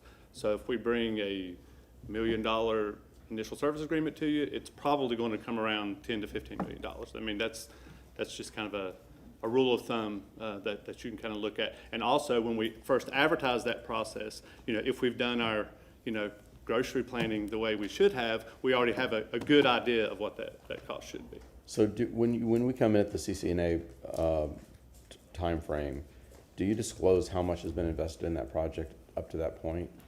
Is that part of the process?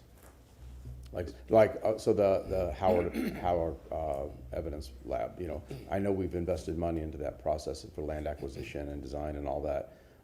Is that price point how much the city, how much we're on the hook for when we get to that CCNA timetable or process? I think you're talking about the CCNA. It's the initial. But there's money spent before that point. Is that disclosed in that process, how much we're on the hook for at that point? I think generally the expenses are operating salaries associated with contract admin. Or land acquisition. And preparing the documents. If there is land acquisition, and typically when we bring a resolution, we'll whereas clause, at the beginning of any other resolutions that's come before that or actions Right. like that.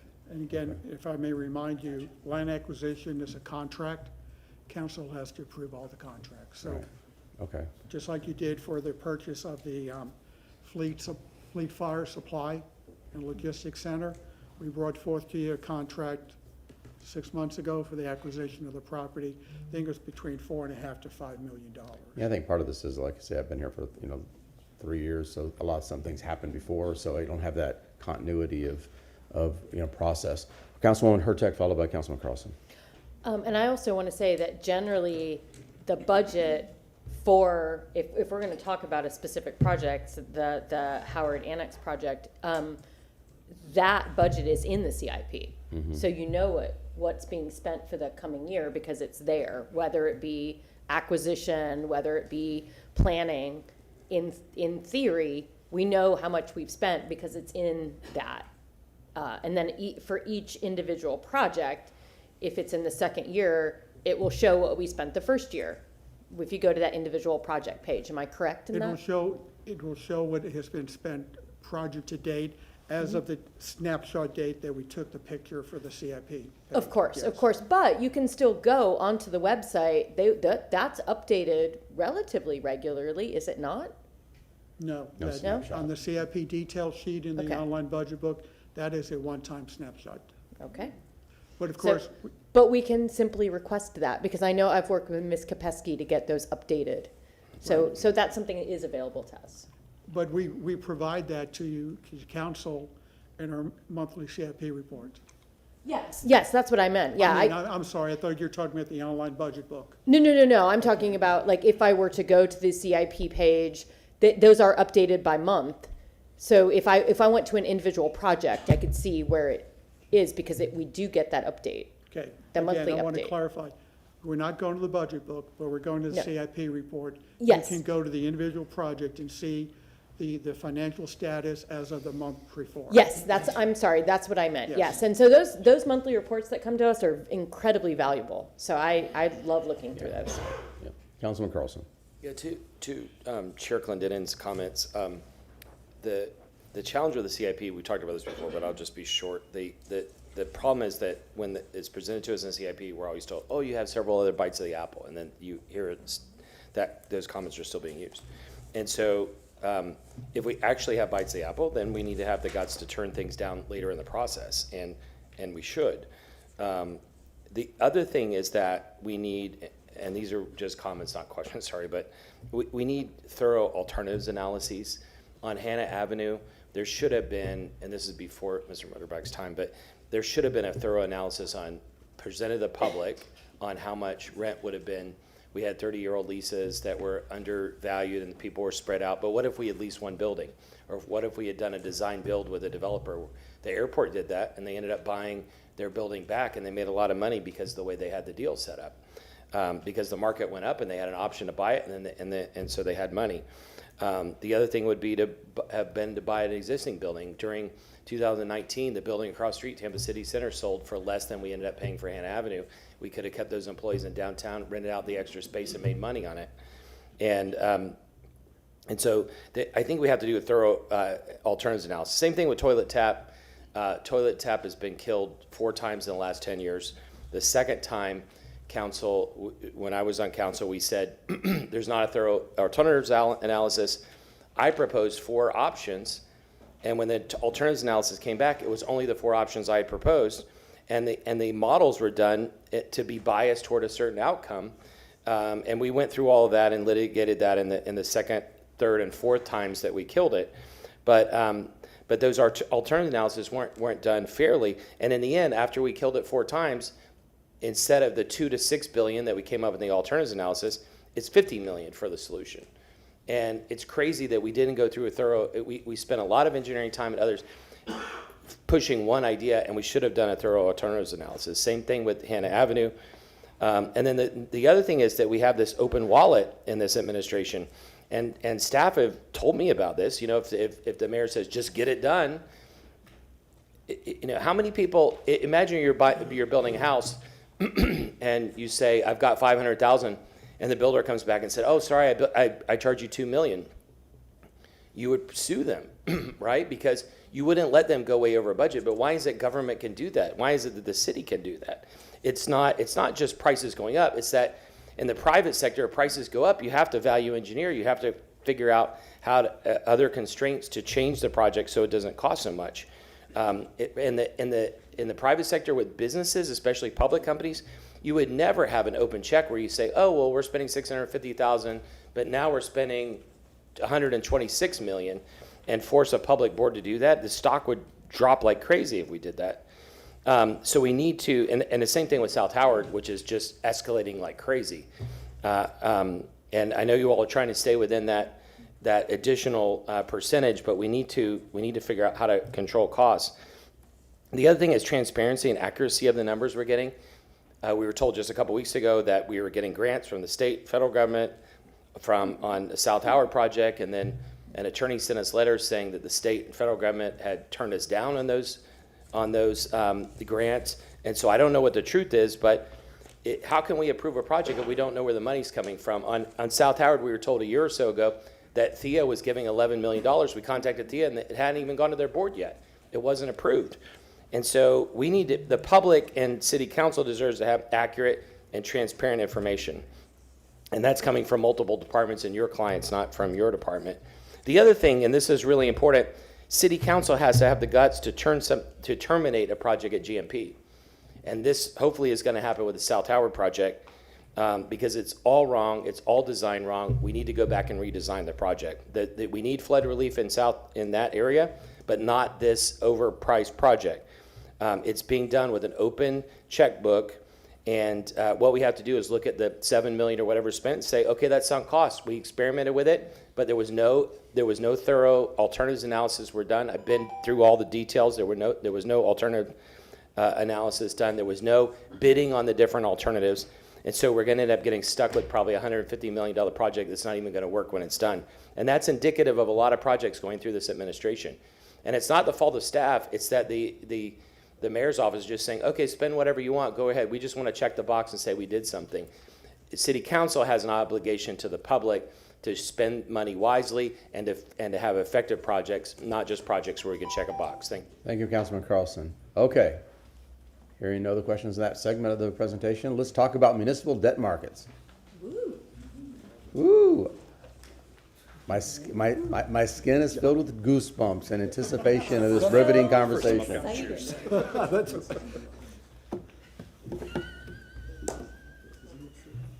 Huh?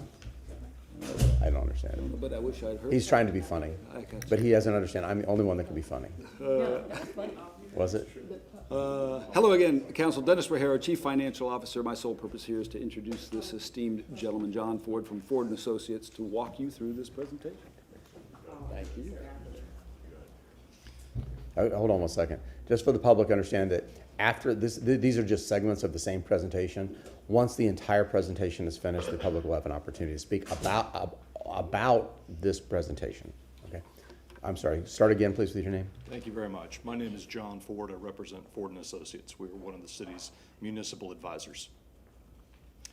Okay. So I'm here to talk a little bit about the financial markets, and I'm going to start broadly and narrow down into the market for municipal bonds, which is a pretty small corner of the financial universe. Looking back last year, it's something that I think we all have a little bit more interest in, the stock market. The S&P 500 represents about 80% of the market capitalization of U.S. stocks. That's a really, really good benchmark for what the equity markets did last year. At the beginning of 2025, and we're going to talk a little bit about projections for all these things, Wall Street expected, which is just a collection of analysts at big firms, Wall Street projected that the stock market was going to end the year between 6,400 and a little under 6,700. The market beat that estimate, which is great. It closed closer to 6,900, 6,846. That was great. That was about a 14.5% improvement. If you have stocks in your portfolio, you appreciated that. It's wonderful. Looking forward for this year, Wall Street's estimating that we're going to end up again. We're going to climb to another 7,100 to 8,100 points. That's great. More good returns. We like that. Same thing happened for profitability, where it says S&P EPS. That means earnings per share. That means that the stock market was not only larger, it was more profitable. All good things. That's why it's got a big green light on it. GDP is an important one. GDP is gross domestic product. That's a measurement of the value of all goods and services in an economy during a period of time. We expected real GDP growth of between 1.9 and 2.1%. As of it says Q3, but I thought we had a Q4 number in here. Apologies. It was 2.3% year over year. So the economy grew a little bit more in 2025 than Wall Street estimated. That's a really, really good thing. For 2026, Wall Street's estimating a little bit higher growth, 2.5 to 2.8%. So all good things. Let me pause there. Any questions so far just with the numbers that we've seen? Councilwoman Hurtak.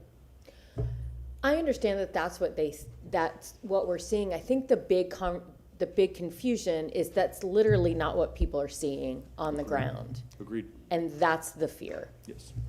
And the majority of that growth in GDP is strangely equivalent to the amount of capital expenditures that have been spent on things like data centers by NVIDIA, Microsoft, Apple. Yeah, it's yeah, there's kind of two different economies right now. There's Yeah. a lot of discussion of what they're called a K-shaped economy, and I think that's what you're alluding to. Exactly, and that's the fear that I'm hearing from the public, and I'm seeing in all of, I mean, it's just the feel that we're having. It's really, this is fascinating projection. Agreed. We're a little removed from, in our day-to-day lives, from the stock market.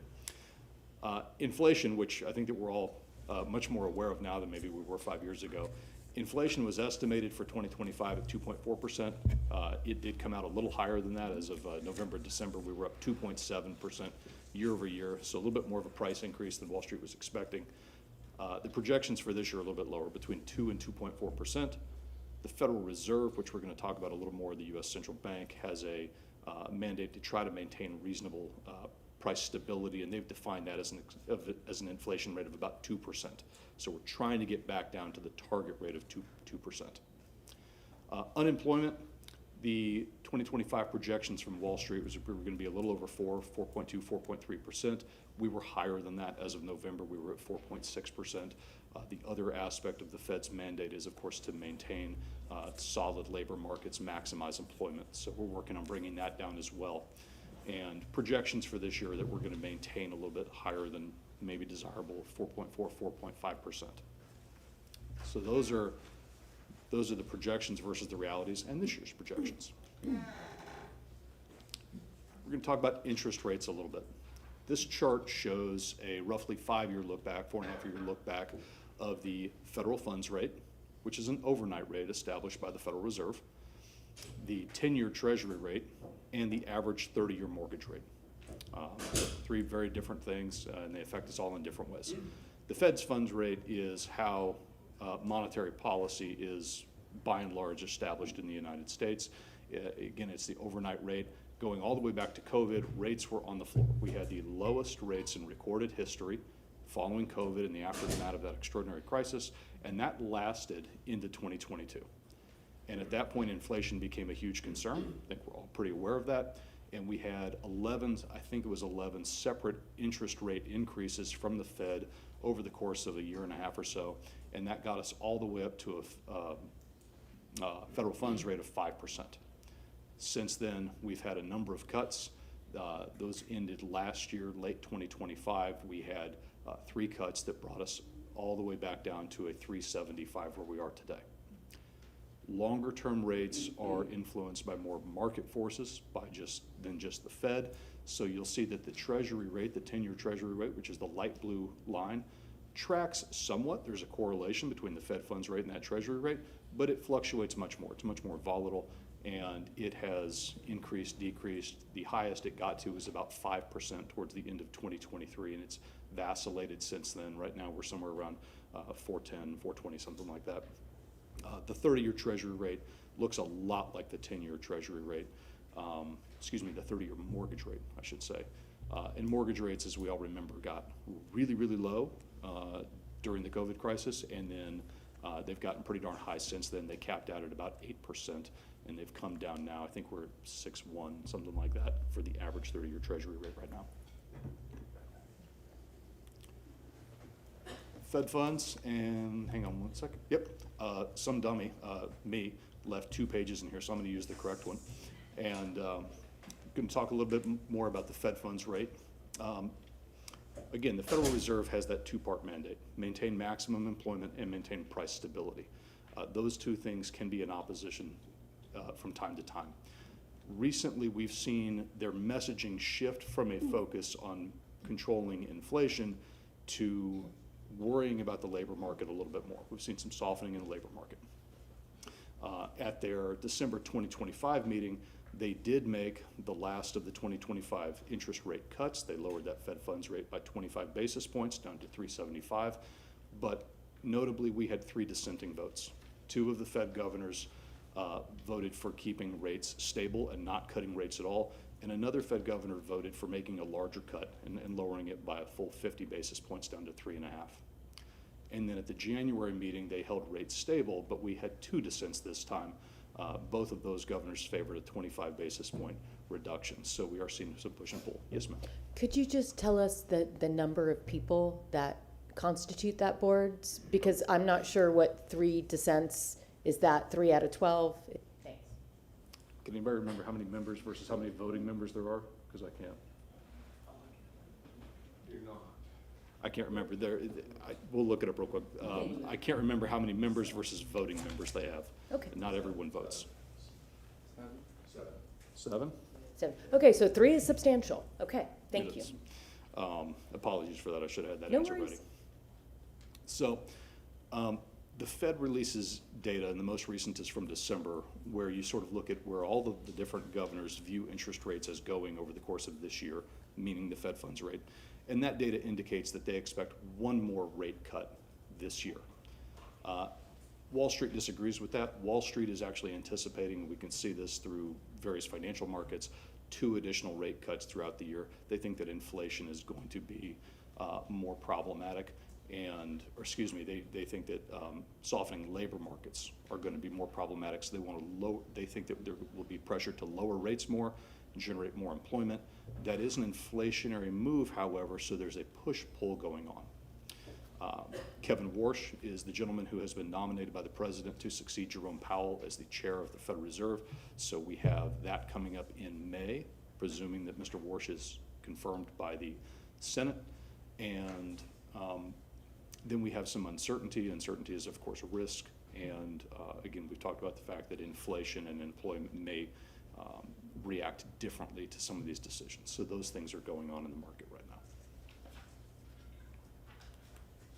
And then if we zero into how this all relates to municipal bonds, tax-exempt bonds, our yield curve, which means at the beginning, at the short end of the yield curve, those are your short-term interest rates, and at the long end of the yield curve, those are your 30-year interest rates.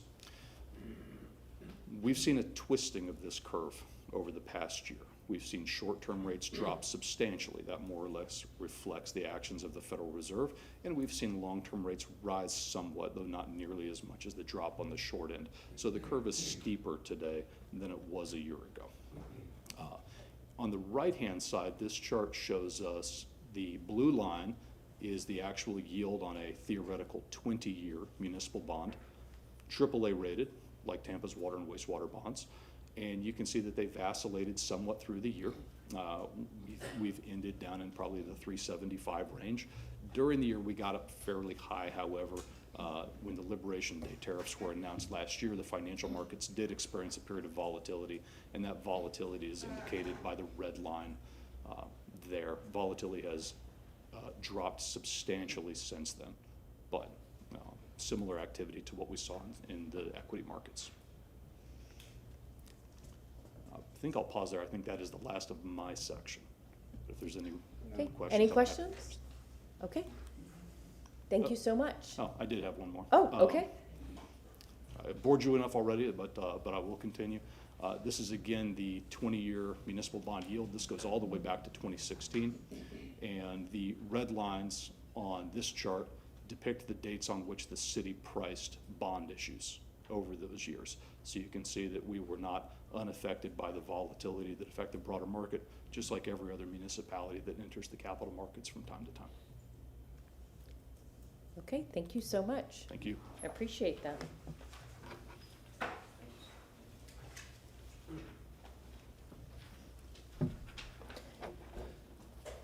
If this is a long presentation, otherwise I would have talked a lot more about that. I'm fascinated about that. Well, So. and again, thank you for your patience. This is some very good information. I'm especially glad they included that last slide because you see this volatility that we discussed has real world ramifications for the city and the residents of the city, especially when we go and seek debt. If I could have the presentation back up again, please. Talk to you a little bit about ratings. And we'll shout this from the mountaintop as often as we can. Congratulations, council. I always want to make sure I congratulate council, the mayor, the departments, our professionals. 7 credit rating upgrades since 2019, and you see these, not only are they upgraded, but you see these ratings are absolutely outstanding. Again, at the top there, the issuer credit rating, again, that would be the equivalent of my FICO score, for instance. The 2 on the right, the AAAs. Oh, by the way, when you see AAAs, whether they're uppercase or lowercase, they're all the same, the highest you can get. And those 2 on the right are the highest. Moody's, as we've discussed, is AA1, which is the second highest you can get. And you may recall, Council, that the last presentation, the City of Tampa was number 2 nationwide compared to our peer cities. And I wish I could tell you we're number 1. We're not. But we're close. We're still number 2. There have been some fluctuations of other cities on this chart in terms of their rankings. We have remained at the number 2 position. Just, again, an absolutely fantastic place to be. We're very fortunate. You see the positive feedback on the right from the credit rating agencies. And again, this is Moody's, Standard & Poor's, and Fitch, the 3 largest and I would say most influential credit rating agencies, well, maybe in the world. And again, I have the pleasure of sharing this information with you, but it's not Dennis. It's the entirety of the team. It's the departments, it's council, et cetera. So everybody, congratulations. And this is hot off the presses, by the way, the beginning of this month.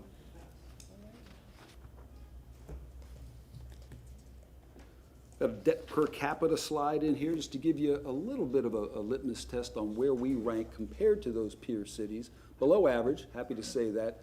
Middle of the pack when it comes right down to it. But of course, as we've discussed in the pension presentation and as we're going to discuss further, it's much more than just what the debt per capita is. But it's good to know how we rank compared to those other localities and what the average is. Total city financing.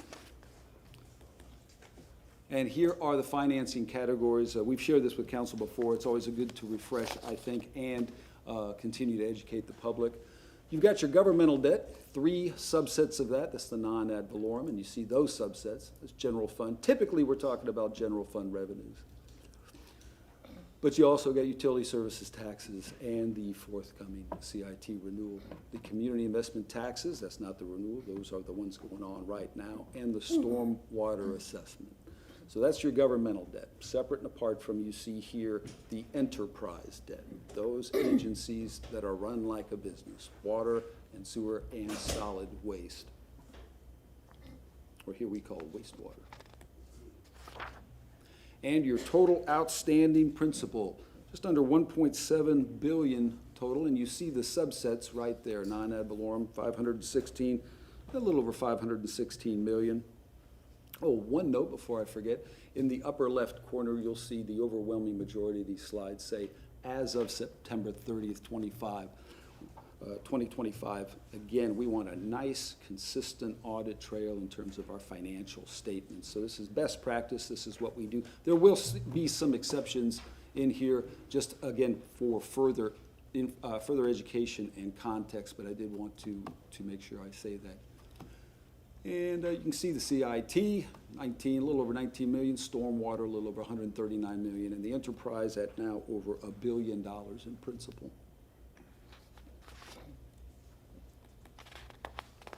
And this is the total city principal by year compared to our budget. And one of the reasons we like this chart shows a couple of things that I think are positive. Our proportion of our citywide debt continues to go down, while, of course, as City Council knows, the budget continues to go up. The budget's probably going to continue going up, but what you'll see here that we like is a plateauing there after we got into the second decade of this 21st century, you know, evening out 80s, 70s, 80s, 70s percentage, as opposed to the over 200% in fiscal year 2000. And you see the dollar amount totals, you know, within those subsets, but I think the takeaway is how they have crossed, those two indicators have crossed paths, and now heading mostly in opposite directions. Speaking of the complete picture, of course, we can't talk about debt if we don't talk about interest. So here are your principal and interest annual payments and total right now in the city, your governmental, your enterprise. Little over 2.8 billion. About 60% of that is principal and about 40% of that is interest. For the most part, you see a nice, smooth debt plan, tapering off in the out years, with the exception of a couple spikes there. And as we've talked about before, that 2029 spike is the debt that we're holding and anticipate continuing with a solid waste 30-year bond. So right now, the plan is to pay all that off in 2029. Well, we're not going to do that. We're going to transfer it into a 30-year bond for solid waste. But this is what the chart represents, because that's what it is right now until we bring you for approval a 30-year bond for the solid waste department. And you got a similar situation going on in fiscal year 2027. So what you will see once we take care of that 30-year solid waste bond is a nice, smooth debt picture tapering off in the out years.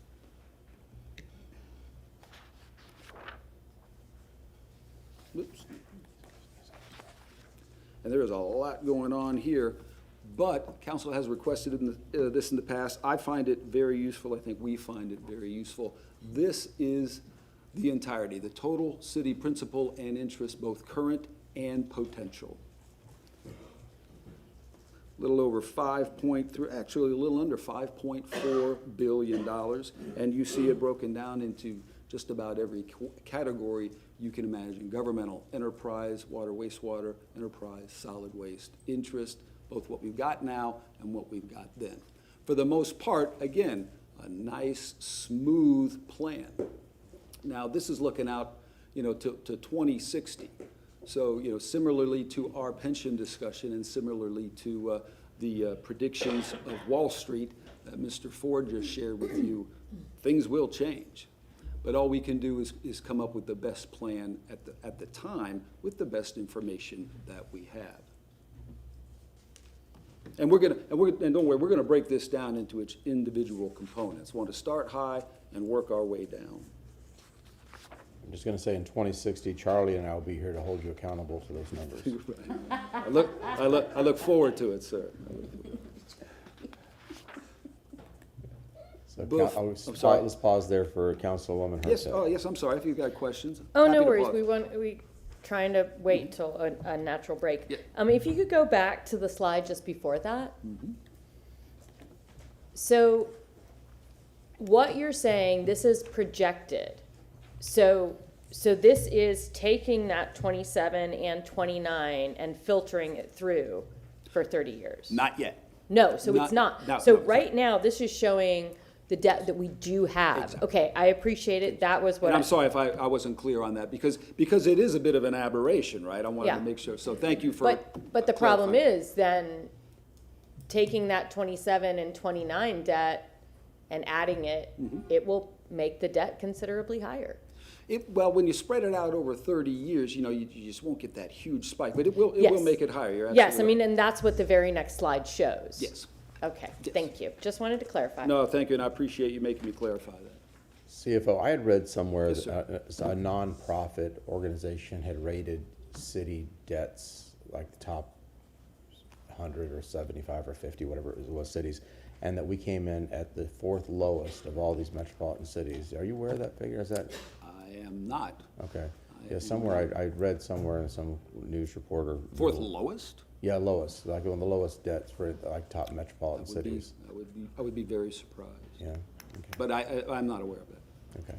If you find that, could you forward it to all of us? I will. I'd be fascinated to read that. I think I got it like a Google News. And if you do, could you forward it to me also, sir? Okay, I will. Thank you.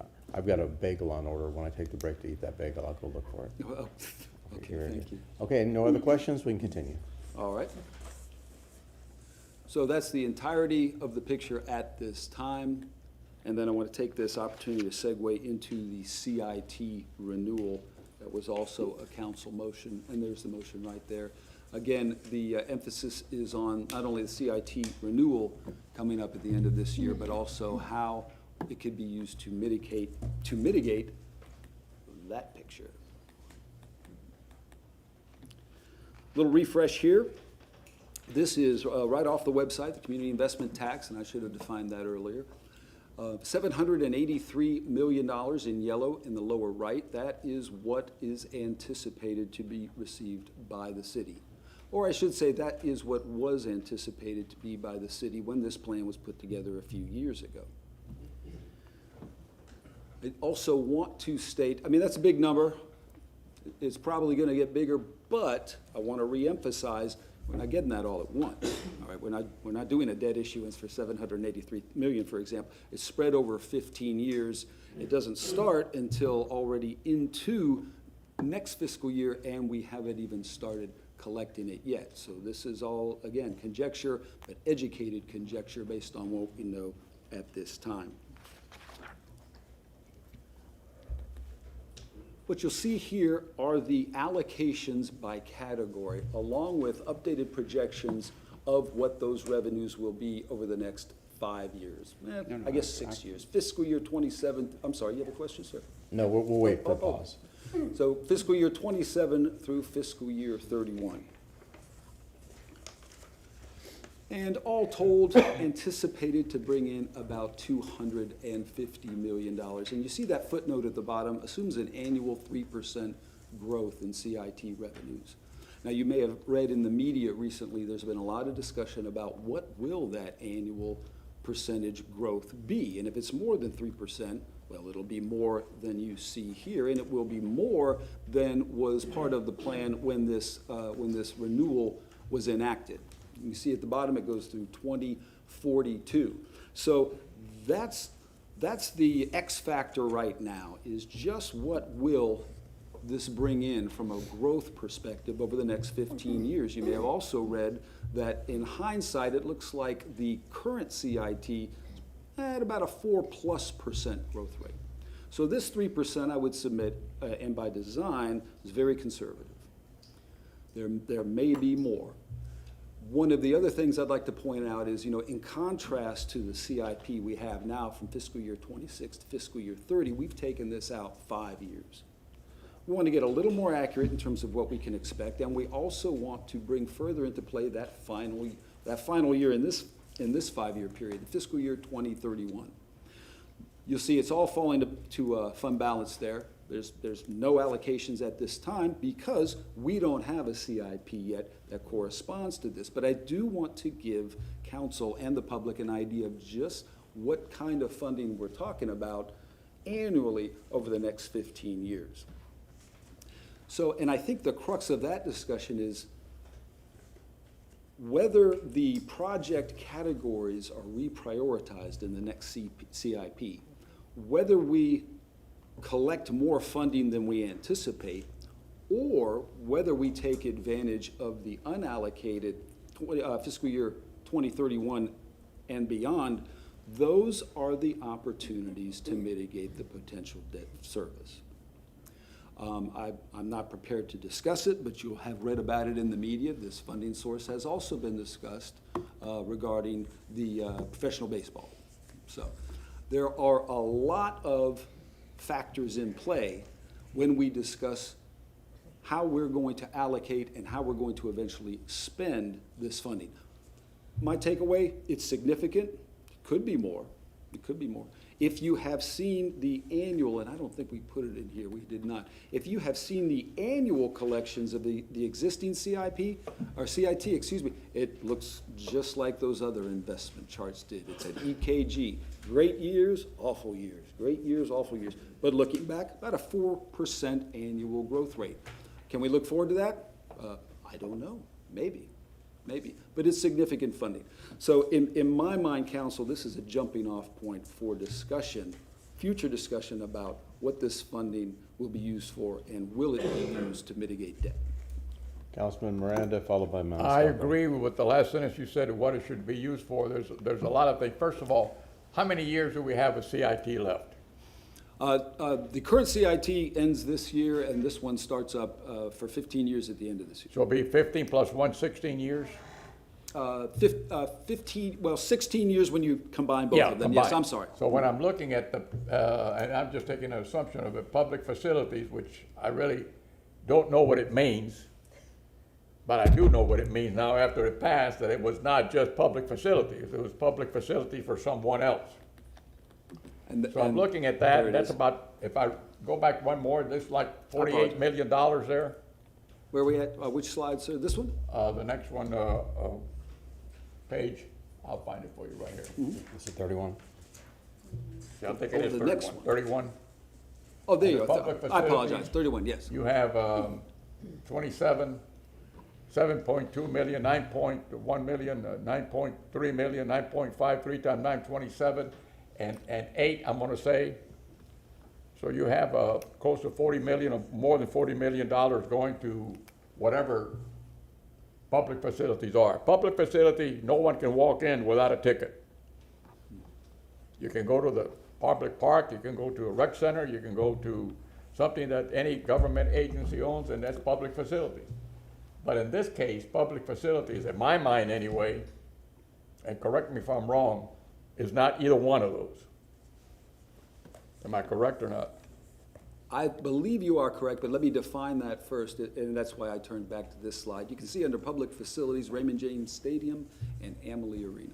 So, right. So it wasn't put that way, if not, it would have never passed. It was put down under public facilities for a reason. A cause and a termination of minds to put, how do we screw the public?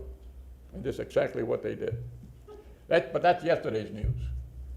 So there's another entity now that wants to take over and become part of the public facilities, though they were not here then. Am I correct?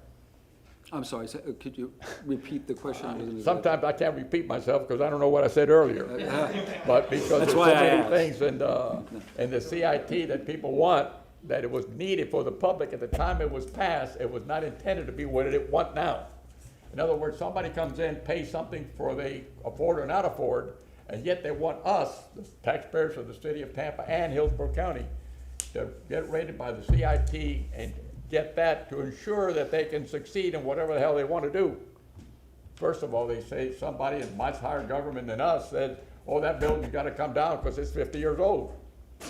If that's true, then 99.9%, almost 100% of all the dwellings in Tampa should be destroyed and made new. That's what they said, or he said, not I, not you, not anyone here. So when I look at these things and I study it, it really, it's fascinating how someone can say that I want your money to do what I made an investment in for my own cause, not for public facilities, because you got to buy a ticket to get in, to whatever it is. So I'm appalled at the way we do things, and nothing with you, reflection on your department. Believe me, I think you guys do an unbelievable job with all these numbers. Every time we ask, you come up with the right numbers and the right causes and how it came about and where the expenditures are going on a monthly basis. And I don't see how you do all that, but you do one fantastic job. Thank you very much. So it just becomes to me as, why do we have to put public facilities where we know that the public cannot get in, if it really means public facilities?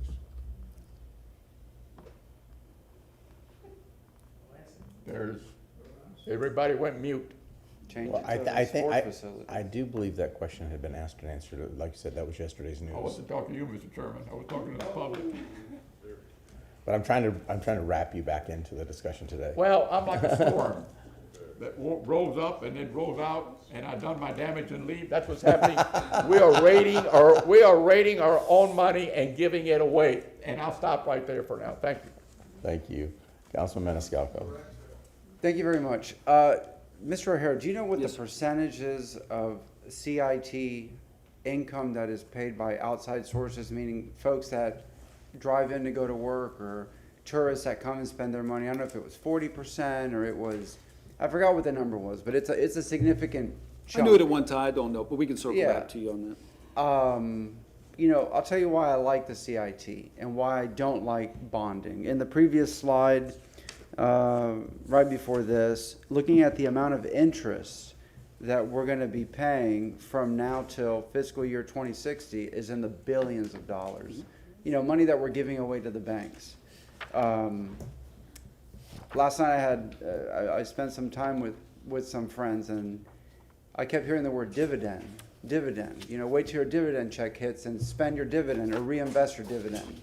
And it made me think of the CIT. The CIT is a dividend because it's money that's generated by local, by us, by people that come here from outside the county, but it's money that is coming in that we're not borrowing. Because if you look at what we're borrowing, and you talked about interest rates, we're paying money to the bank. It's not free money. And when we talk about potential cuts in interest rates as what could be projected at the federal level, remember that when you cut interest rates, it's not that we're saving money. Things go up. I mean, that's what triggered the inflation that we've seen. And looking at the chart that you showed, when you look at the cost of housing, the cost of everything else that went up during COVID, it was when interest rates were at their lowest. And now we're in this, Councilman Miranda mentioned the 2x4 that was $2 is now $10. Supply chain issues. The housing market that went from, you could buy a house for $200, but now it's $450. And now we're talking about bringing rates down, but if we bring rates down, they, from the federal level, is it just gonna kick up inflation, or are we gonna be back in the same situation? All in the essence of a softening job market. I mean, it's really, we're stuck. It's a catch-22. You think it's cheaper money, or it's free money, almost free money, but everything becomes more expensive. So anyways, looking at the CIT, I see that how the categories are separated. Public safety facilities, right? Going back to the original CIT in the 1990s, it was, I believe CIT money was used to build the police substations, District 1, 2, and 3, I think, in the Greco administration. Why is so little allocated to public safety facilities when Councilman Vieira has been such a champion on more fire stations? We've heard from the unions. We've heard from TPD regarding public safety vehicles, even Tampa Fire, replacing those vehicles, which are very expensive. Why do we allocate such little money when, if you're looking at the projected ending fund balances as it continues to grow, from my understanding, maybe I'm reading this wrong, but by fiscal year 2031, you anticipate after expenses $77 million, correct? That is the forecast based on 3%. And it could be higher, it could be lower. Could be, yes. But why are we not allocating, because again, not that it's free money, but it's money that we're not looking at bonding. Because when we talked about the CIP, and Mr. Perry mentioned, it's not that you approve something year one, you look multiple years. We have estimates of these numbers, from 24 million one year, then you get to 2031 to $77 million, bonding less, borrowing less. Again, going back to the conversation that I had listening to them last night, these gentlemen, nobody said put it on the credit card. I kept hearing, when the dividend check hits, that's when I spend that money or I reinvest it. But nobody said, well, just put it on the American Express and get the points. They never talked about debt. Not saying that all debt is bad, but we have opportunities here moving forward that we can save so much money. And I'll end with going back to this chart of the interest that we're paying is insane. I know that it one day will sunset, but in the meantime, we're going to be adding on more projects in the next 33, 34 years, and that debt's never going to go away. We're never going to pay it off. We're never going to be debt-free. But in the meantime, with this 15-year opportunity of the CIT, we can make prudent decisions where we may not be here, but in the next generation, we're not just constantly paying the banks. And that's it. Thank you. Yes, sir. One thing that jumps off the table one for me is that, I'm sorry, I didn't see what. Go ahead, Councilwoman Well, thank you so much. So as I'm looking at this, the CIT renewal summary and the proposed community investment project list, the sidewalk repairs, the paving, bridge repairs, these different things. I've had, the opportunity to attend a lot of neighborhood association meetings, and as I'm, listening, to, some of the community, a lot of what comes up is, how, where they always ask, where is this, where does the money go? This thing, these roads have been like this, for as long as I can remember, people who've lived in communities for, 10, 20 plus years. And so as we're looking, at this and we're looking at these dollar amounts, can you maybe speak to that or provide some kind of, I guess, the only word I can think of is explanation, but how do we know moving forward with these, this project list that it makes it into communities that may, over years haven't necessarily seen some of these projects. Because I could tell you right now, all the meetings, my community association meetings I've been to, sidewalks, repaving, bridge repairs, traffic, all of these things come up all the time. And so for me, as I'm looking at these numbers, and I'm like, okay, something, where is the connection? Because we're saying this is going to happen, and we're doing these, but I ride, these past 5 months through, a lot of the areas in my district, and I talk to people like, oh, this has been like this for as long as I've lived here. So can you provide some kind of, maybe, I don't know, explanation or clarity, or just something that kind of speaks to that? Yes, ma'am, I'll do my best. And this is a good slide to start at the macro level. Again, a little over $780 million. You see the allocation for transportation and public works, $191 million. And then I'll advance to this slide, and then we bring it down to the year by year, project category by project category level. The short answer to your question is the capital improvement program. During budget development, when council looks at the 5-year plan for any number of funding sources, including this one, you'll identify, similar to what Mr. Perry and Councilwoman Hurtak were discussing early, project by project by project within that capital improvement program. It's 5 years, it's a plan, we adopt the first year. So you'll take, this funding on an annual basis in these categories, or not these categories. Again, that is an opportunity to change the amounts for these categories during the capital improvement program. And then you'll allocate, and I'll take, for example, Parks Capital. That $3.5 million in fiscal year 2027 could go to docks. It could go to trails. It could go to any number of parks and recreation purposes. Does that help make a connection from the big pot of money to each individual project? And that's part of the budget development process. Yeah, so kind of. My thing is, I just want to be sure, as we're looking at these numbers, that we're making sure it's dispersed equally throughout the city. Because again, I ride through, my communities and districts just so I can get firsthand what, community is dealing with. And so my thing is making sure, how do we make sure that these numbers that we're looking at, these large, sums of money, are being dispersed evenly throughout the city? That's where I want to Yes, ma'am, that'll be the budget process. And just so you know, if you look at the renewal summary, this is for the renewal. This hasn't even happened yet.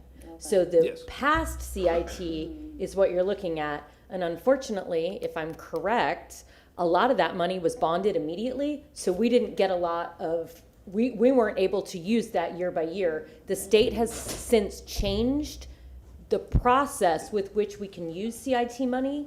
So that is what you're seeing here. These sidewalk repairs, all of that were not necessarily in the last CIT, and we're still in the last CIT until the beginning of next year. That's a partial reasoning too. That's a great point. Thank you, ma'am. Yeah, this is all prospective. That was retrospective. Although I will, I will segue back to one of Councilman Maniscalco's questions.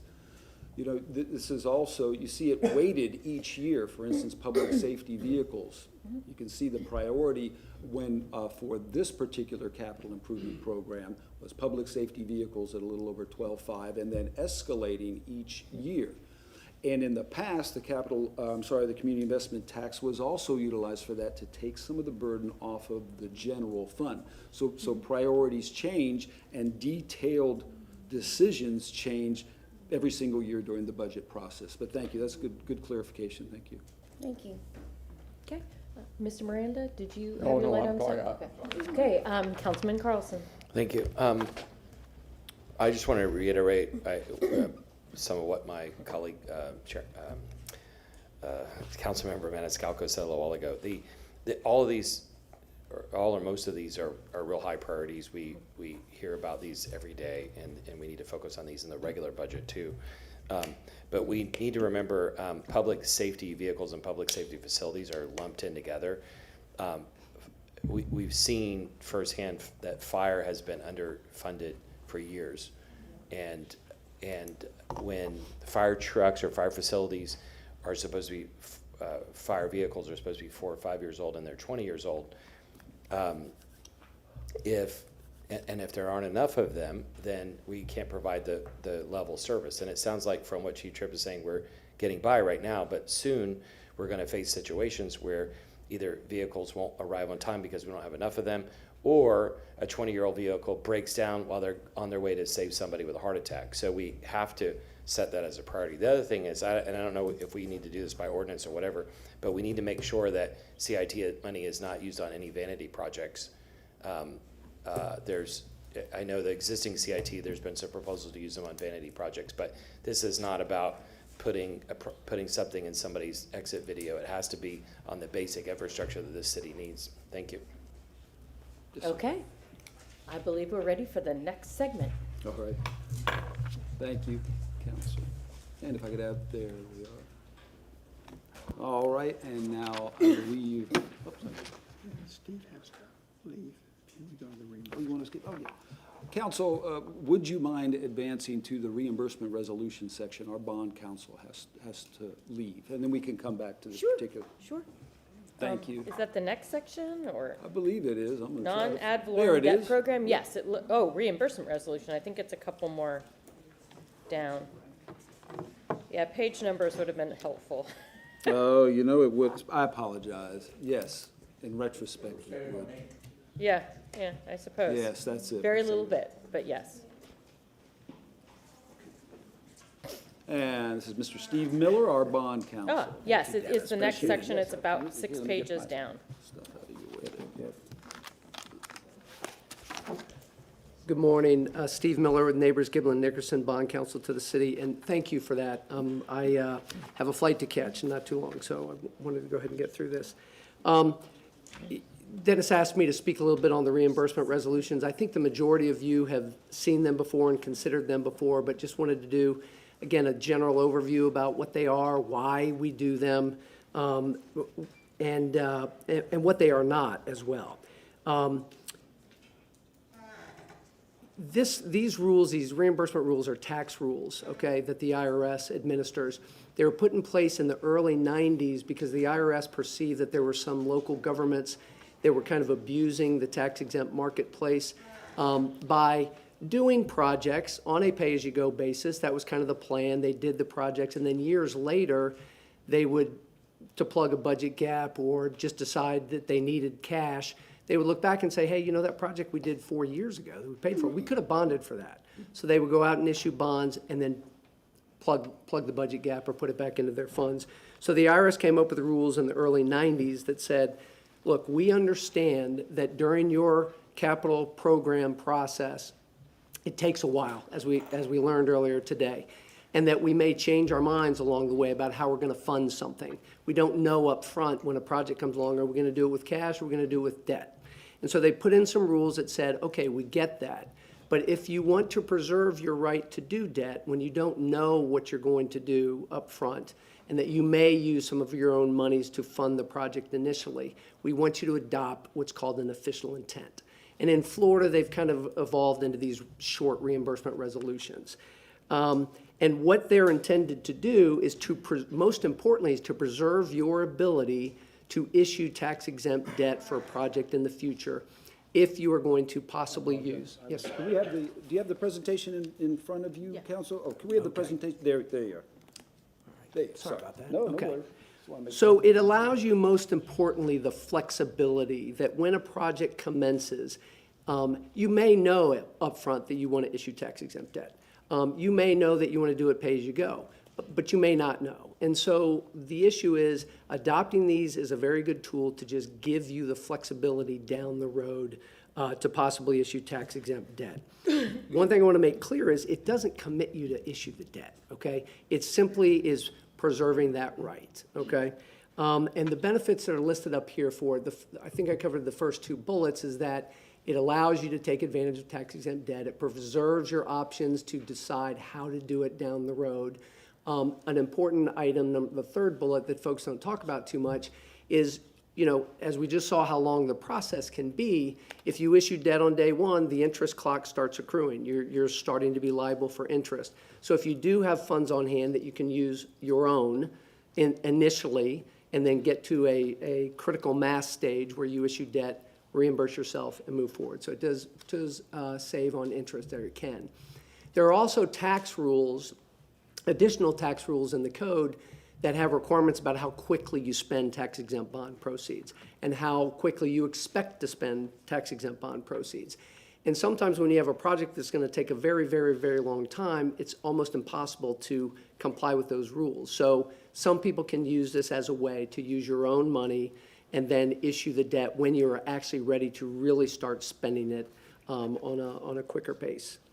The next slide. The three components of these reimbursement resolutions, the key ones that the IRS requires you to have in there, is one, a general description of the project. They don't want you just doing a blanket reimbursement resolution for your entire 5-year CIP. They want some specificity about what we're talking about. They also want to know which funds or fund that you expect to spend some of your own money out of. If you're doing a water sewer deal, obviously the Water and Sewer Enterprise Fund is likely where you're going to spend money from before you issue the debt. In some of the police and other general governmental projects, it would be coming from the general fund. So they want you to identify that as well. And then most importantly, they want you to identify the not to exceed, your expected not to exceed borrowing amount. How much, if you were to end up borrowing for this project, what is your best estimate of the not to exceed amount? So a lot of times when you guys see that resolution, it can be a pretty high number because we want to make sure we don't underdo that number, because if you end up getting to the finish line and you're going to issue more than that number, you've got to amend your reimbursement resolution or do a new one. It's just difficult. So what goes into that calculation, obviously, or all of the council-approved contract prices, pre-design, design, acquisition, construction, then there's additional costs that have to be kept in mind when we're going to issue debt. And not on this list also are things like your debt may require a debt service reserve fund. There are costs of issuance involved with doing a debt issue. There's ratings fees, there's underwriters fees. So all of those items have to be considered when you're coming up with that not to exceed borrowing amount. So the key takeaways are it's a great tool to allow you guys to have options down the road. It does not commit you to issuing debt. When you guys adopt a reimbursement resolution, there will be another opportunity down the road as the project goes along for you all to make the decision whether or not to issue debt or not for that project. And you'd have to adopt a full-blown bond resolution. So with that, and I know you guys have seen these quite a bit, but we can answer some questions. Okay. Does council have any questions? Okay. Well, thank you very much. Thank you very much. Appreciate that very much.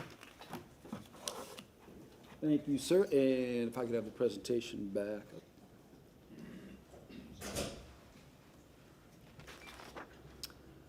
And now I believe, Are we going backward?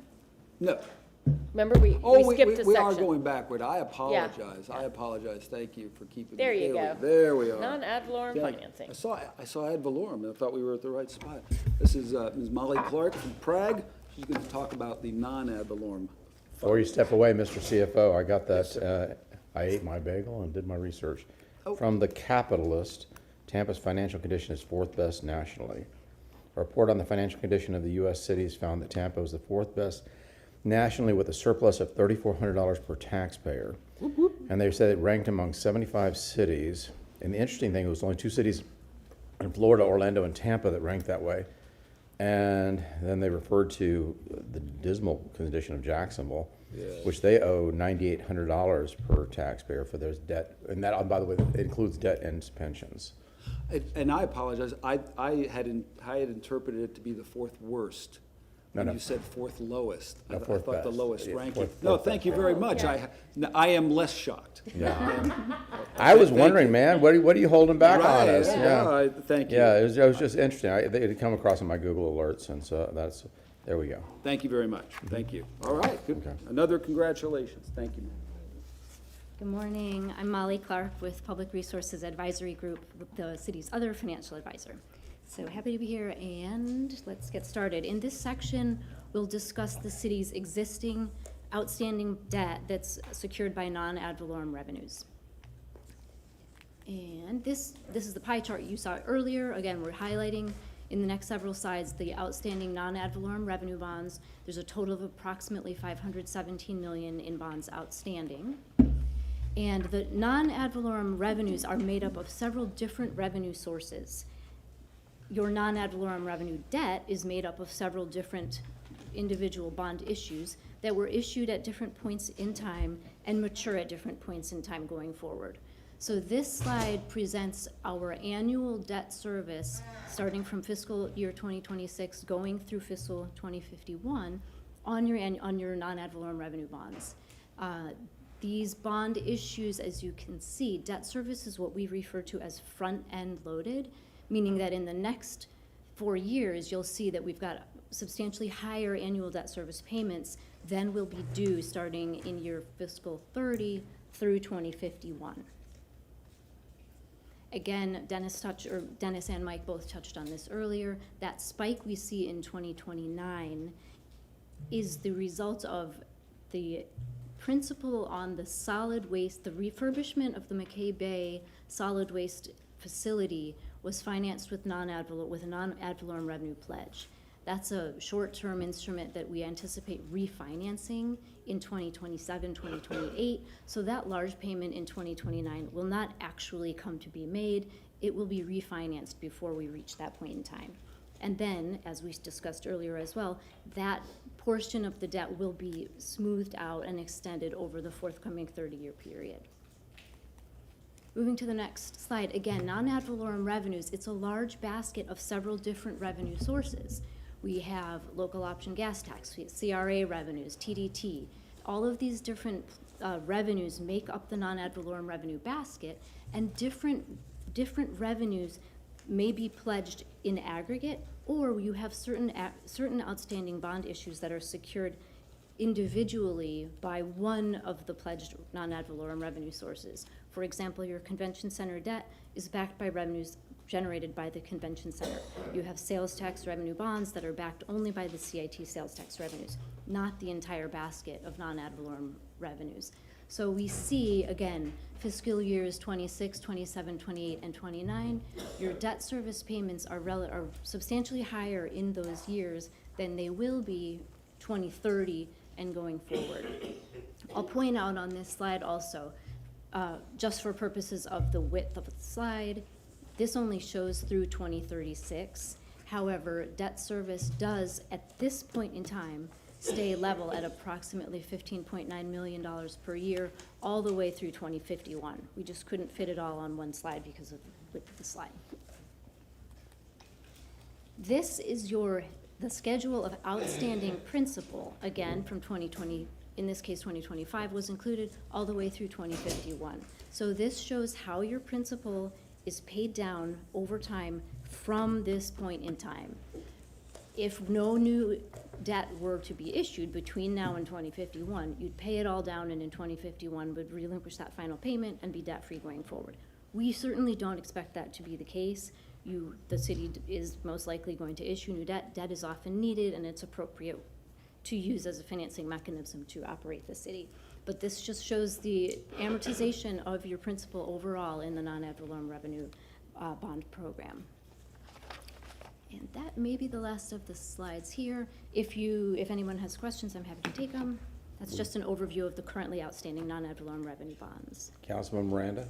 Thank you very much. I just, page 34, when I see the principal and the interest, how the word you get that low interest rate? Was that about 3.5%? Just taking a guess? This represents several different bond issues and a couple of bank facilities, and each one being priced at a different point in time in different market conditions. Each one of those debt issuances carries a different interest rate. And so as you see, the general government portion, that is made up of a few different series of bonds. So that's the collective principal and the collective interest of those bonds. It's not one flat interest rate across all of them. But it's still the low interest rate I've seen so far. I'm sorry? It's still the lowest interest rate I've seen so far in all the presentations today. Okay. Yeah, well, I want to say thank you. And we can, again, your interest rates are based on your credit ratings. And the non-ad valorem revenue bonds have these very, very strong credit ratings, AA, one from Moody's, AAA from S&P, AAA from Fitch. With those strong credit ratings, you're getting just about the lowest available interest rates in any market. So it's to the city's credit that, the debt profile has been very well managed, and thankfully, your credit ratings reflect that, and as a result, you do achieve really excellent interest rates. Thank you. Very good. Any other questions? By the way, Councilman Vera had pointed out that we were honored to have Vice President Mike Pence in the audience today.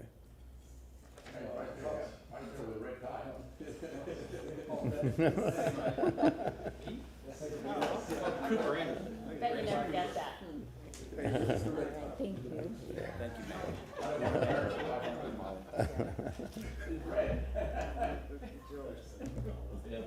Go ahead. All right, Dennis Rajero, Chief Financial Officer. And again, thank you. I know this is a lengthy presentation, but we are talking about a lot of money and a lot of decisions. So thank you for your continuing patience. Reimbursement resolutions, we did that. And now, more on the ad valorem debt program. And I'll make this as brief as I can. We do want to make sure council and the public are aware of upcoming debt actions in the short term. And you see these right here, the TPD Howard Annex building, the fleet maintenance decentralization, also known as 40th Street, the public safety training facility, and the West River Walk. You see the asterisk there. I just want to point out, especially Councilwoman Hurtak, as we talk going through those monthly reports, that Howard Annex project is actually a two project. And I don't want to lose that, what used to be called the impound lot project when we're talking about that. You've got two components in the capital improvement program. And we'll be coming to you in the short term for, let me just skip ahead there. Oh, where are my shades? Oh, there they are. The reimbursement resolutions for those items.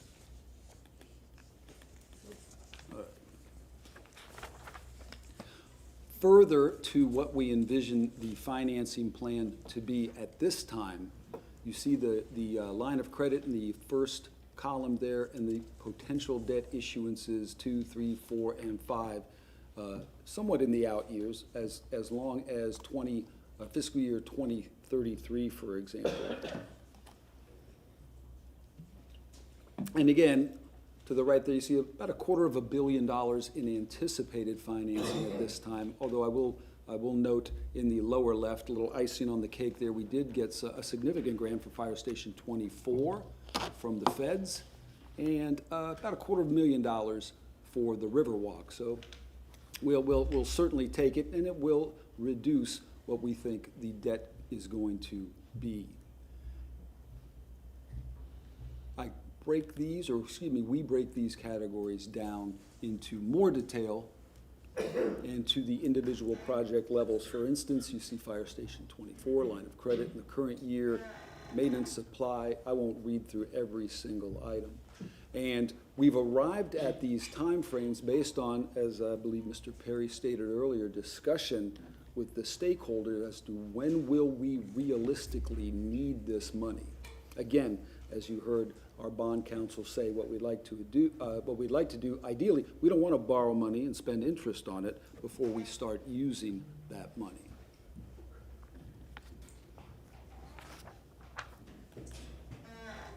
And continuing into the convention center and general government, there's that fleet decentralization.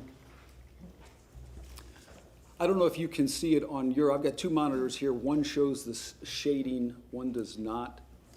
Council, can you see the fleet maintenance decentralization in gray? Yes. Yeah. Okay, and I want to note those items or those projects in gray are those projects that we'll be asking for a reimbursement resolution.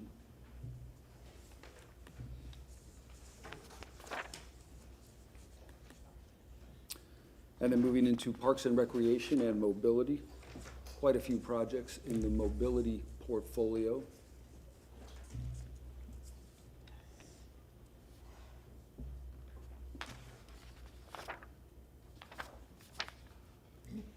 I'm going to back up real quick because, again, I hope I made it clear that those were the individual projects under these particular categories.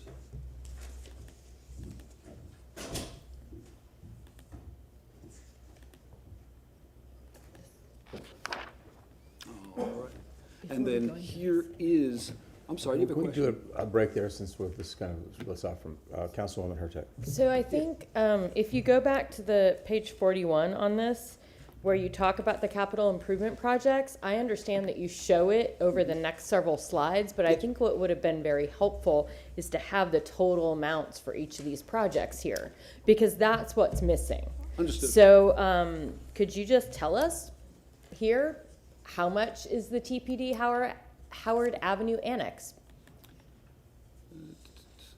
I cannot, all I can tell you is the debt service, the potential debt service component. But I absolutely see your point, and we will provide that to you. Yeah, because Yes, I think I that's, apologize. that's Yeah, kind of the that's good thing news. of, Yeah, good when you're looking information. for capital improvement projects, upcoming debt actions, we need to know what that debt is. Yeah. So, thank you. Yes, ma'am. Is that it? I have, Councilman Carlson. Yeah, just the same thing. We talk about reimbursement resolution. Chair Clinton kind of said this earlier, but it seems putting the cart before the horse to approve an amount to potentially obligate us to when we don't have any idea how much it's going to cost. It seems to me that we should just wait until we get the GMP before we sign any more reimbursement resolutions. I believe. I was going to say, I want to make, that sounds like a great idea. I wanted to confirm that we think it's a great idea. That's the plan, is to bring the reimbursement resolution coincident with the GMP. So you'll have that information at the same time. Okay, good. I have a question. Yes, sir. I don't get, and if we already authorized this, because it just doesn't make sense to me, and maybe I just missed it. The convention center, which I'm a huge supporter of, and I know all this stuff needs to be done, but this is general maintenance. Why are we doing generational financing on maintenance projects? That just seems crazy to me. Again, off the top of my head, it'll be what is available at the time in terms of funding sources and what the priorities are. Now, I do want to emphasize, I think further to your point, that this is a plan. And should the mayor and council decide that other funding sources are more appropriate, we can change the plan. So where is the decision, I don't want to get caught off guard again, where's the decision point on financing 8.7 million for maintenance? Capital improvement plan. So, so is that already identified as financed? Yes, So how do yes, we, so again, was there implied consent or was there actual vote on that? This is what I'm having a hard time with. I'm having a difficult time grasping this concept. And I try not to be a stupid man, but. No, I heard some of your comments earlier, and again, I thought Mr. Perry did a great job. You know, when it comes to anything, you know, look, I've got two worlds. I've got the accounting and the financial statements, and that's about the only thing I'm going to be certain of because it's been looked at by an external auditor, and it's already happened. The other world I live in is the budget, and it's a plan. And about all I can offer you is it's the best plan we collectively have based on the information at that time. Plans change. Again, City Council and the mayor change the budget by tens of millions of dollars throughout the year. That's a starting point. And the reason I say that, I'll kind of draw a parallel with this financing plan. Plans change. So how does this council, how could we at this point be proactive and not finance $8.7 million on general maintenance? Well, if I'm not mistaken, I'm going to turn to my left, we have a reimbursement resolution for this already, do we not? But not a debt issuance, exactly. Oh, okay, yes, no, thank you, ma'am. Yes, we've got a reimbursement resolution, and we've started spending money on these. But again, as you heard our bond counsel say, that just means the council wants to do this. And we may use debt service for it. We haven't issued the debt service yet. Again, you see, it's a line of credit anticipated for this fiscal year. And just because it was on the CIP and we authorized the expenditures, it's outside of council's domain until we proactively say, no, you're going to spend it, we're going to pay for it this way instead of that way? Or is this an automatic drive? No, I would not frame it like that because council has to approve the debt service. But then it's, we but can then, issue but no then debt you guys, without council see, this is approval. my problem, but then you guys bring this debt service in this big rolled up package and it becomes almost so intrinsically tied that it's difficult for me to extract that piece of it from that debt issuance. Okay, no, that's fair, and of course, I think we've we've shared in the past why we roll up No, debt for cost savings and I everything get like it, that. but I guess what I'm trying to find is a way that council has a clear green light, red light point of decision-making, like this is a great example. Like it's really clearly described to dumb butts like me that we're gonna issue us 8.7 for maintenance and debt. And this, do you wanna do this or do you not wanna do this? I mean, I see my attorney is waving frantically at me. Understood. Martin Shelby, City Council Attorney, just a question perhaps for the chair and maybe to pose it to Mr. O'Hara. You also approve particular contracts on your consent agenda for this sort of work. The question then is, when you look at the summary sheet, does the summary sheet say that this is also subject to the reimbursement resolution so that council is aware that when it approves it, it is going to do one of two things? It either is going to pay as it go or encumber debt to ultimately pay for it. Does the fiscal impact actually Absolutely. clearly state that? Yes, and as does. Not clearly. Because it says it could be, right? As does the budget. No, and I want to work with you through this because, again, my priority is that council understands the decisions they're making. And if we can make it easier, look, we live and breathe this stuff, so totally get it. Yeah, if we talk about air traffic control, I'll trump you on that all the time. The budget stuff, I'm not so much. So yeah, I mean, again, so this is one of those things that I feel like and I'm sure it's my fault, and I'm sure that there's points that these decisions are made that I miss the fine print. But it's, again, I just can't imagine that any point in time in my life, based on my values, that I would guess that I would say, oh yeah, $8.7 million in maintenance is something that's worth you doing generational financing for. Just like I wouldn't suggest that we finance depreciated things that depreciate, like, vehicles and whatnot. Those are more pay-go kind of stuff. So Hager Kopesky, City Council Budget Analyst. I just wanted to pop up because I think sometimes it's translation a little bit. And so I think as this group has communicated more and more about what is the right thing to use bonding for, we've kind of evolved, right? And so to your point, just to be very clear, the items you just described were 4 or 5 things that do appear to be more maintenance-like for convention center, but I just want to, I think we're agreeing that at this point in time, in the past, you have approved a reimbursement resolution that included those for the tune of whatever it was, 5 million or whatever the total was. However, in light of the CIT balance from the previous, the potential go forward, there is nothing that would prevent you from saying, understanding everything we have in front of us now, could you please look at whether there's capacity within this other area to now remove that and fund it differently? Because you do not need to proceed Thank you, forward. because I think as a value set. Is that fair? Yeah, my value set is that we don't finance maintenance, we don't finance depreciating assets, we don't, as best as we can. If I'm not gonna finance a Ford pickup for 30 years, knowing that Ford pickup's gonna be dead in 6 years. And so for 24 years, future generations are gonna be paying for the vehicle that they've never seen, so. Completely understand. Thank you for that translation, Ms. Kopesky. And again, I never want to feel like council's being backed into a corner, and if we can make anything more transparent or clear, please. No, I appreciate the presentation. because this is a learning curve for myself. I don't know if anybody else on council, but it's a learning curve for me to truly understand this and also be an opportunity for at least 1 out of 7 people express what I consider to be, I'm not anti-bonding because I know there's things that need to be bonded, but at least what's appropriate to bond and what's not appropriate to bond. And by the way, just for all my friends at Convention Center, I fully support the needs, wants that you guys have to have, and these are all very worthy expenditures. I'm just, where the dollars are coming from is the only thing I'm questioning. Mr. Perry, you want to say something? Thank you. And again, you sort of made a point. If you look at the top column for fiscal year 2026, it says a line of credit. Mm-hmm. And so by not issuing the bonds right off and doing a line of credit, getting a line of credit for, I think we're talking about $105 million, we just have it out there. And we can have these discussions as we bring the contracts for the construction, and if the decision on council is not to issue the debt, well, guess what? We haven't already issued the debt. We just have a line of credit.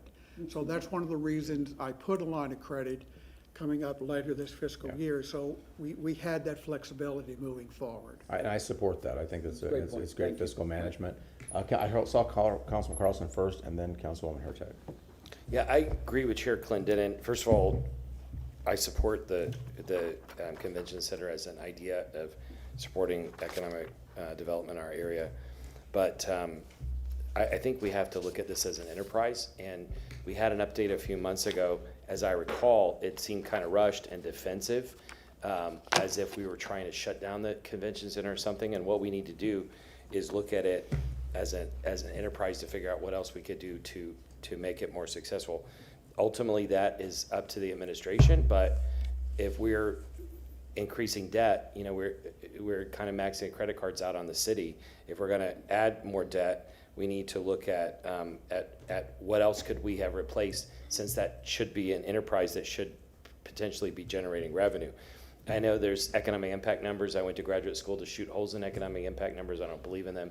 There's the direct impact of how much is actually coming in, but then they use multipliers and other hocus pocus to show things. In my day job, I worked with other cities and communities helping turn around public facilities so that they could become profitable. And sometimes there's just some basic things that you need to do. And there's a trade-off between what is the public good you're trying to generate versus whether it could be self-funding. But a lot of times, just certain basic choices of moving one line to another makes a big difference. An example, one facility I worked with had events on weekends that didn't pay very much, and during the week they had weddings. By taking the low price events off the weekends, we were allowed to have weddings on the weekends, that it made it profitable within a few months. And that's an simplified version for a smaller facility. But the question is, what really is a subsidy? What should a subsidy be to a convention center? What is the public good that it's generating? And are there other revenue sources? So anyway, I'm just agreeing with you, but I wish we would put the convention center back. I won't make the motion, maybe the chair would, but I wish we could put the convention center as an enterprise back on a workshop so that we could just have a robust discussion. Again, not saying that we should shut down the convention center or not support it, but what are the things that we could do to generate more revenue so it's more self-sustaining? Thank you. I believe, sir, we're coming to council in April on that very issue. Okay. I'm going to be clear. You may have, maybe I misspoke or maybe you didn't capture. I actually don't support it as an enterprise fund, and I do support the city here, and I would disagree. I think that you look at all the hotel rooms that we filled, which we get huge amounts of hotel taxes from. There are many economic benefits to having a convention center in a town. Now, balancing that out with and you have to, where is that sweet spot between public investment and then that return on that investment? I think we could have a really good intellectual debate on that. But I think the convention center has a tremendous indirect economic impact, just like many of our public facilities. Charlie Miranda, our public facilities, the indirect economic impacts. Well, so poke the bear. I had to do the drive-by. Okay, I had to do the drive-by. But you do have to balance that. So how much value do we get? How many jobs are created in all the hotels, the catering, all the different services that are provided? There's the public exposure and the PR for the city of Tampa with the events that occur here. And I think the same thing with all that. Every time we make a decision to invest public money into one of these infrastructure projects, you have to balance all of that out of what is the bigger economic impact. I think about the aquarium. Again, I go back to Sandy Friedman's decision to put that aquarium and the public investment in the aquarium in Channelside. There was so many people criticized her at that moment in time, but you look at what has turned out to be billions of dollars between the aquarium and the streetcar, billions of dollars of investment in the city of Tampa because of this catalyst that was put into the city. I don't even know if anybody's ever done what truly between downtown and Water Street and Ybor City and everything else associated with this what looks to be a very de minimis amount of public investment for the return on that investment. Okay, Councilwoman Hurtak, and then Councilman Miranda. Thank you. And I really think that this week is a great week, and maybe this weekend for you all to pull up the CIP, because we have a great evening workshop coming up next Tuesday night, March 3rd, where we're talking about the fiscal year 27 budget. We're inviting the public to come tell us what they want funded for the 27 budget, and then council's going to talk about it. So I highly recommend that it's a time to brush off the CIP, kind of take a look at the 26 CIP, because in it has a projection for the 5 years, so we can all look at 27, see what the projection is, and discuss it. I think it's a perfectly useful time to do that, and I just wanted to make a plug for that. I'll plug it also at the end, but I just want to make sure that it's on people's radar. That is next Tuesday night. Councilman Miranda. Since the convention center's been brought up, a little history about that place when it was built. It was built without a convention hotel near it. Now, that's like having a swimming pool without water. So what happens here is that when these things come about, you say, well, what the world happened? Well, we were losing our Yankees on that stuff. Until Mayor Greco worked the deal out with a Marriott, we were not even in the top 100. And that hotel, the Marriott, not the Water Star, the one facing north, just southeast of the convention center, came about. That hotel, the original Marriott downtown, brought and spurred the development of other hotels coming about. We are not an A-class convention center. That doesn't mean that we're bad. It talks about square footage. We're a B, which about 220,000 or so square foot in it. We cannot compete with Chicago and Las Vegas because they got an A. They're about a million and a half square foot each one. But what happens here is that this convention, through individuals like Visit Tampa Bay and others, we have become something we were not. And let me explain that real quick. We were Cigar City, manufacturers for, 20,000 people working in cigar factories. We were American can, Continental can, rental cans, aluminum cans. We made more cans than anybody in the world. None of those are here now. So we have transformed from something that we were to more of a tourist area that we are. There was no aquarium. There was a zoo, but it was a very minor, small zoo. It wasn't like Zoo Tampa is now. So we have an era. We transform ourselves to something that we were not, and that's why you have the tourists in town. That's why if you didn't have tourists, you wouldn't have the CIT tax. Who are you going to charge, yourself? So that's what I'm talking about. We have transformed the city, and it's not easy to do that. At the same time, you have growth, population explosion, and many other things that come about. So we're doing the best we can. I am not against anything or everything, nor am I for everything. Thank you very much, Mr. Chairman. Thank you, Mr. Miranda. Councilman Miranda. Councilman Carlson. Yeah, I just want to remind Mr. Miranda that not only did we have the cigar industry, but for more than 200 years, we've had horse racing in Tampa. So. And that's how I made a good living. Legal or illegal? Yeah. Okay, let's move on. Can I have the presentation back up? Mr. O'Hara will be back after he gets done with a quick break. Okay. Recording in progress. I think that's where we left off. This is the future, the current and potential principle. And again, Dennis already went through this. You see the big spike in 29 once we pay off the solid waste line of the banknote that we took out for the waste to energy plant. And then we sort of smooth out in the out years, going out to 2063. And 2063 is 30 years after the last year of the projected cash flow. Now, I will tell you that, hey, this is just a projection. We sat down with contract admin and we said, what can we physically do? And part of the reason we had Mike Chucker in here to go over that CIP stuff is to reinforce this debt schedule here. And with that, I'm just going to go quick over stormwater financing. At this time, there are no future stormwater debt being considered at this time. And again, you can see that in 2016, we established the stormwater improvement program, about $250 million. It levies an assessment, non-ad valorem assessment. I always get the two northern roads is, now I'm even blanking on the 2 Northern Road. Fowler. Fowler, thank you. So all property south of Fowler, generally all property south of Fowler, excludes some like MacDill Air Force Base and Tampa International Airport. We have 3 debt services out there, 3 bond deals we issued in 2018, 2021, and 2023. And all the debt will be paid off by 2046, which is when the service assessment is scheduled to end. And like I said from the very beginning, we do not anticipate any more stormwater debt. And you can see level payment for the stormwater program at about $11 to $12 million annually. And with that, I'll call up Will Reed from Ford and Associates to talk about water financing and the PIPE program. I guess good afternoon, council members. My name is Will Reed with Ford and Associates. We're your municipal advisor for your water and wastewater systems.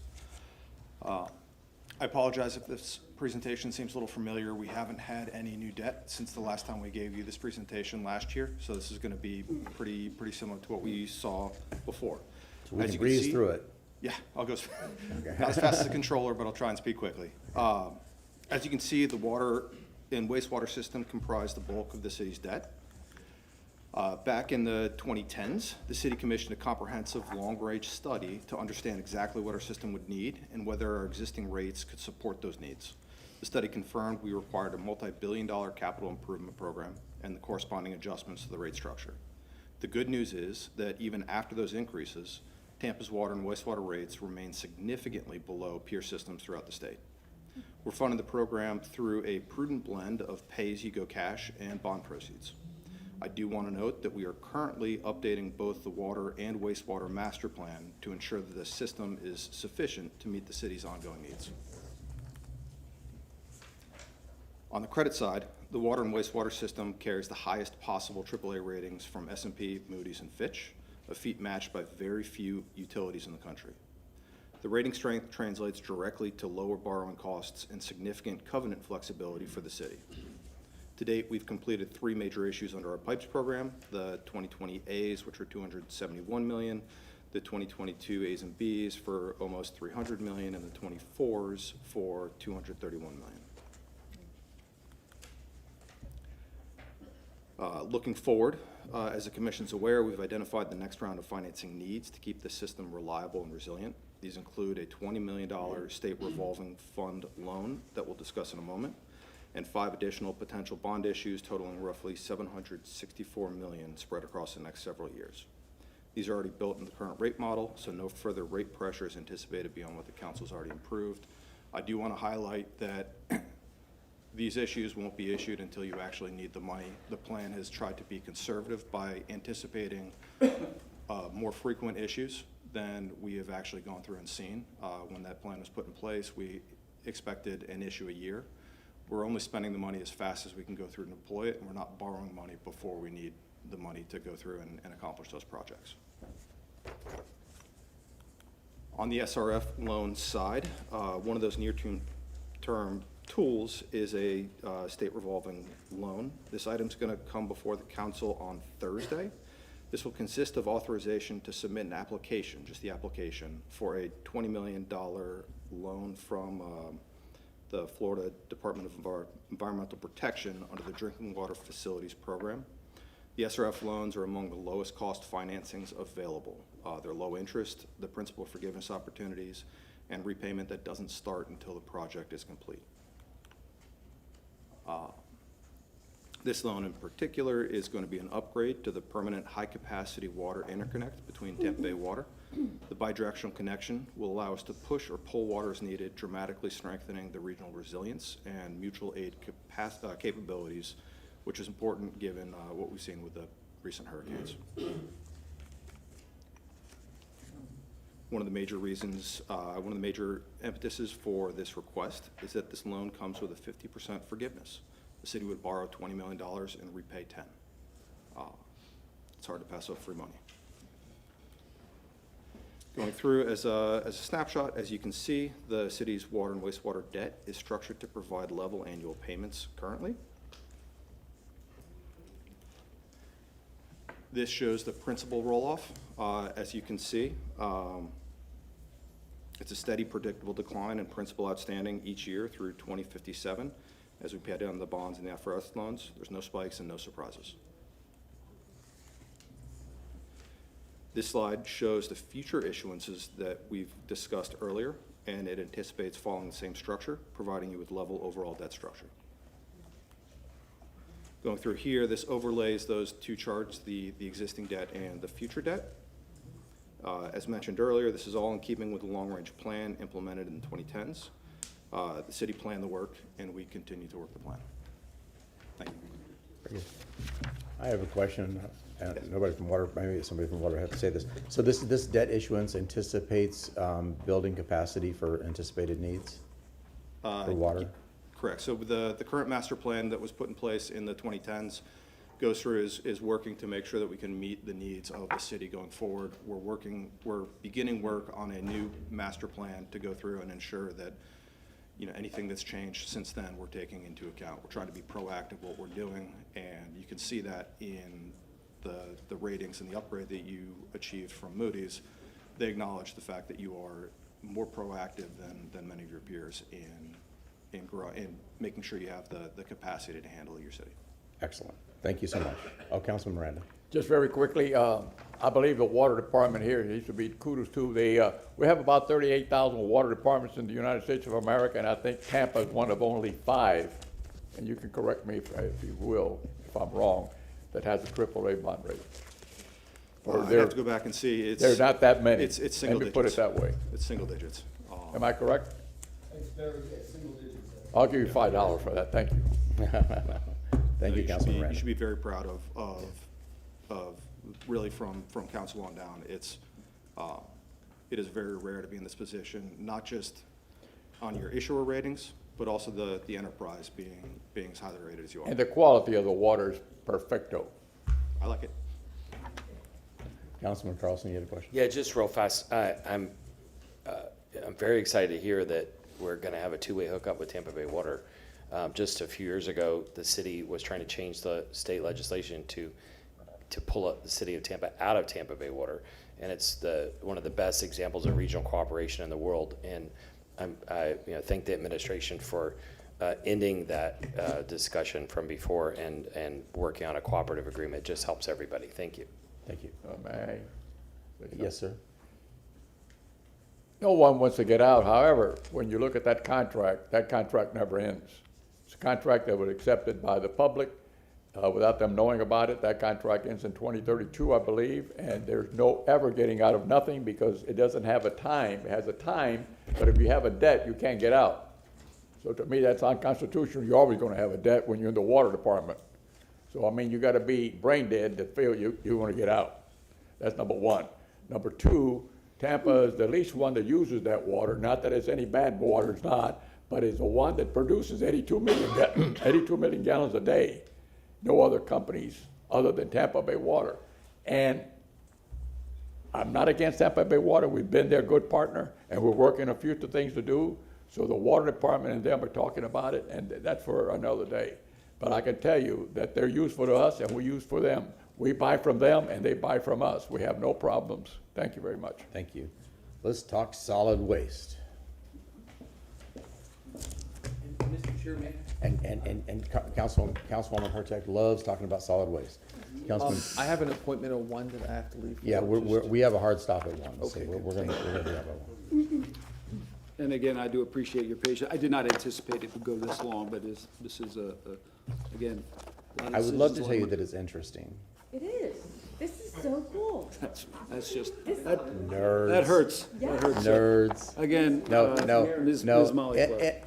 NHL, NFL, MLB, those are interesting. So is wallet. Everything you mentioned there's about the wallet. Oh, how do I bring the presentation back? This is gonna be a fun few months. Oh, bring the presentation back? There we go. Yeah, you're All right. good to go. Oh, no, I got it. Yep, thank you. Good morning again, Molly Clark with Prague. And in the next couple of slides, we'll talk about the outstanding debt of the solid waste system. Right now, you have $65 million in outstanding debt. This is in the form of a draw on a variable rate line of credit from Bank of America. In total, there are two short-term facilities outstanding on the solid waste system. There's a $120.5 million loan. This was closed in June 2024. This loan is secured by non-ad valorem revenues.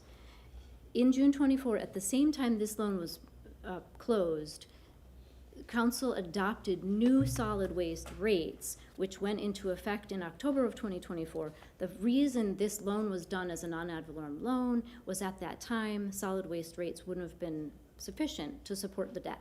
So that loan is outstanding under the non-ad valorem pledge, and the second piece, the Bank of America line of credit, is outstanding under the solid waste revenue pledge because that piece was not closed until January of 2025. Both of these we anticipate refinancing to a long-term solid waste revenue bond issue, likely in late 2027, early 2028. This will take that short-term debt and refinance it out long over a 30-year period, backed only by the solid waste system rates. So looking at what we expect that to look like going forward, this is in fiscal 26, 27, 28, that's sort of the current couple of years going forward, just interest due on the existing non-ad valorem loan and the existing Bank of America line of credit. Going forward in 2028, that would be the point at which these both are refinanced to long-term solid waste revenue bonds out through 2057, a 30-year bond issue. So with that, and happy to take any questions on assumptions or otherwise related to the debt. Why wait to roll this together for a long-term debt? Why Sorry, the delay? Why is the delay? Are you just anticipating the market conditions, or why wait until 27, 28?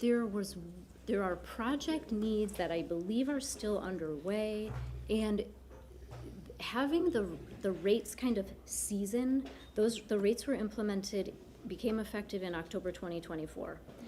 This gives the city a little bit of time to operate its solid waste system under those rates so that by the time we go to the public markets and we're issuing long-term bonds, the credit rating agencies will look at you, the potential investors can look at the city and say, hey, this system is up and running, the rates are good to go, we're covering what we estimate the debt service will look like, and that sort of helps investors, it helps the credit rating agencies understand what we're really looking at. What a great explanation for somebody who has a hard time grasping all these concepts. Thank you. I got that 100%. All right. Well, I'm happy to hear it. Councilman Carlson.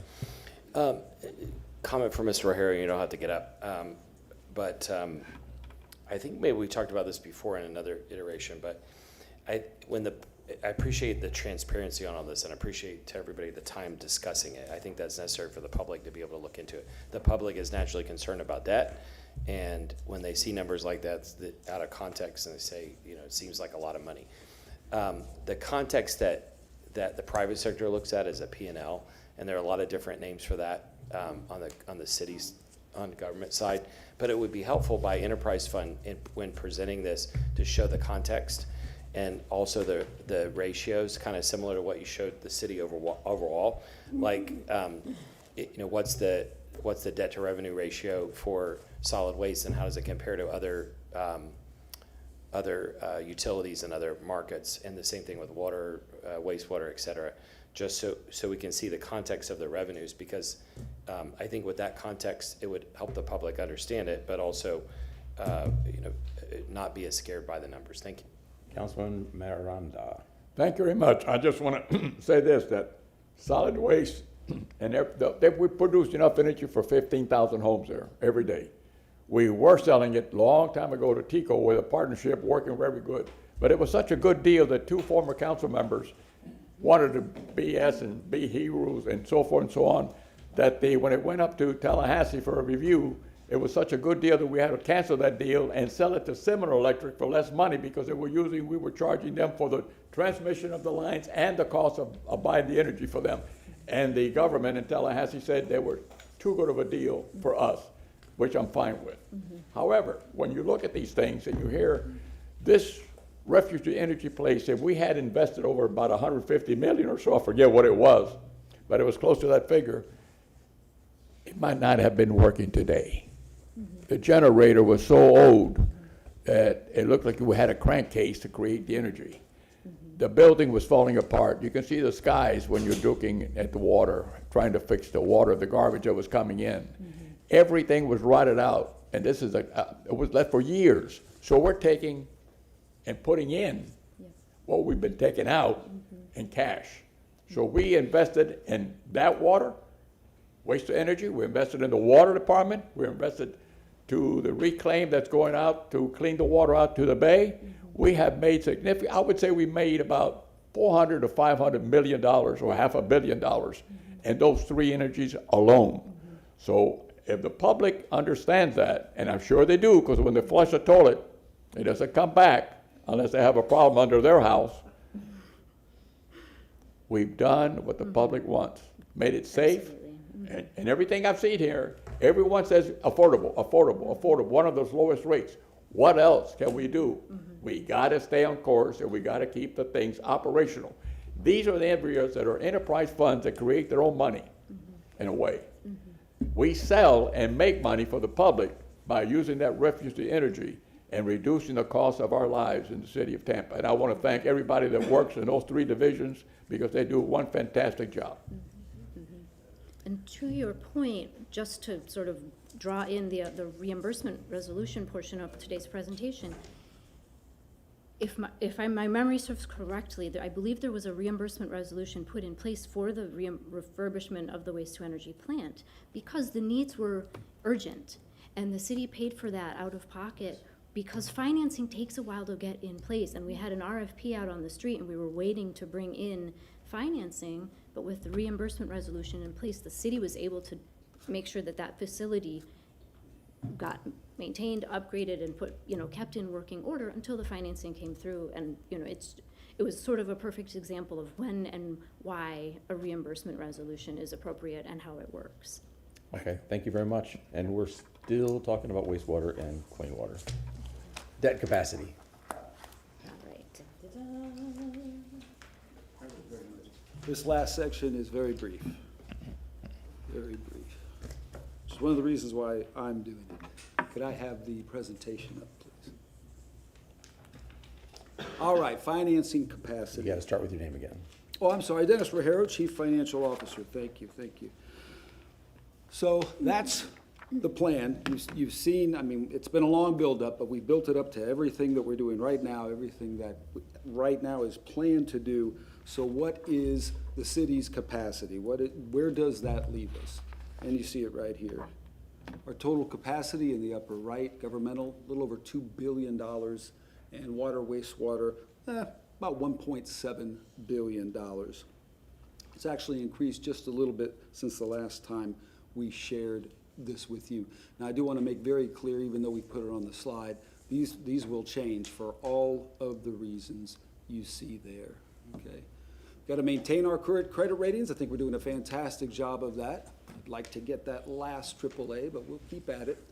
Interest rates are going to change. Market availability of the debt is going to change, paying off the existing debt, and it's not an exclusive list. This is simply a point in time that we can give you as to our capacity, and it is significant.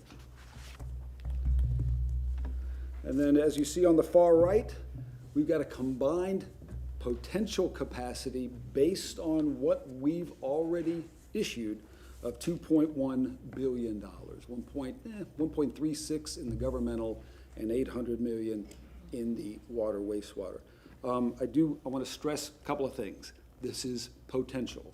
Nobody to my knowledge is advocating issuing debt of this magnitude. But I also want to emphasize that, and I've said it before, but it's worth reiterating. It's always worth reiterating. Just because the city has the capacity to issue significantly more debt does not mean the city can afford to issue significantly more debt. Affordability comes down to the mayor and city council, priorities, revenue forecasts, et cetera, et cetera. So I'm certainly not advocating that we borrow this funding, and I'm certainly not implying that we can afford this funding, but it is a good barometer of where we are in terms of our debt story. And there you see it in graphic form. The light blue to the far right of the key is the available debt capacity. So the city is in a very, very strong position in terms of potential future debt. But again, it's a great story, but it's a point in time, and I don't imagine we're going to advocate issuing debt to this level. That ends the presentation, Council. Thank you so much. I appreciate your patience. I anticipate Councilman Miranda coming forward, now that he sees how much debt capacity, he's probably going to propose a $1.2 billion debt for a new stadium for the Tampa Bay Buccaneers. Is that correct? I want more than that. That's all you can have. Didn't you? Weren't you paying attention? That's all you can have. Okay, very well. One, I want to say thank you, staff, and all of our financial analysts / market people that came to help us tonight or today to understand this. I make jokes about how boring it is because it is boring, but it's you know, it's the tools that we need to be able to make the best decisions for the city of Tampa and the residents that live here, and for future growth. So I'm very much appreciative. I appreciate the detail of the data that's provided. It definitely answered a substantial amount of my questions that I've had, and I'm sure I'll have plenty more and lack of understanding of things, but thank you so much. Motion to extend this conversation another hour. Denied. Out of order. Now we're going to move on. Is there any other questions? We're good? We're going to move on to public comment, yes. Thank you again, Kevin. So again, a reminder, public comment is just about the presentations you've heard today, the two items that we've heard today. Okay. Yes, ma'am. Start with your name. You'll have 3 minutes.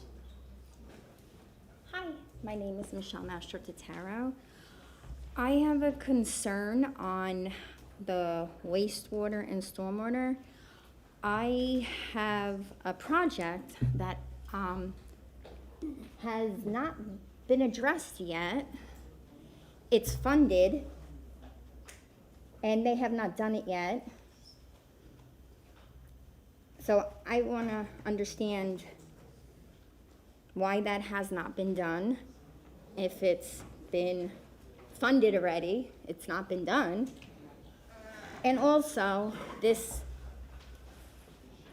stormwater issue, right, in front of my house, they put this small pipe in front of my house to the preserve. So all that water, the pipe is so small,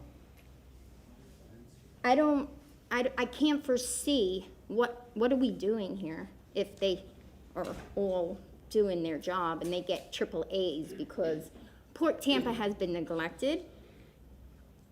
I live in fear, and it's not fair what they have done, and I think someone needs to start holding people accountable for stuff, because if you think about everything that's going on, everybody else is getting help, but Port Tampa has been just neglected. Just remember, we have to tie this to debt. So it's not about the actual, but tie your comments to debt. So anybody else that's going to talk, that's what we're talking about today, is bonding and debt. Okay. Mm-hmm. So that's funded. When is that going to be fixed? Okay. Thank you very much. Appreciate it. Next speaker.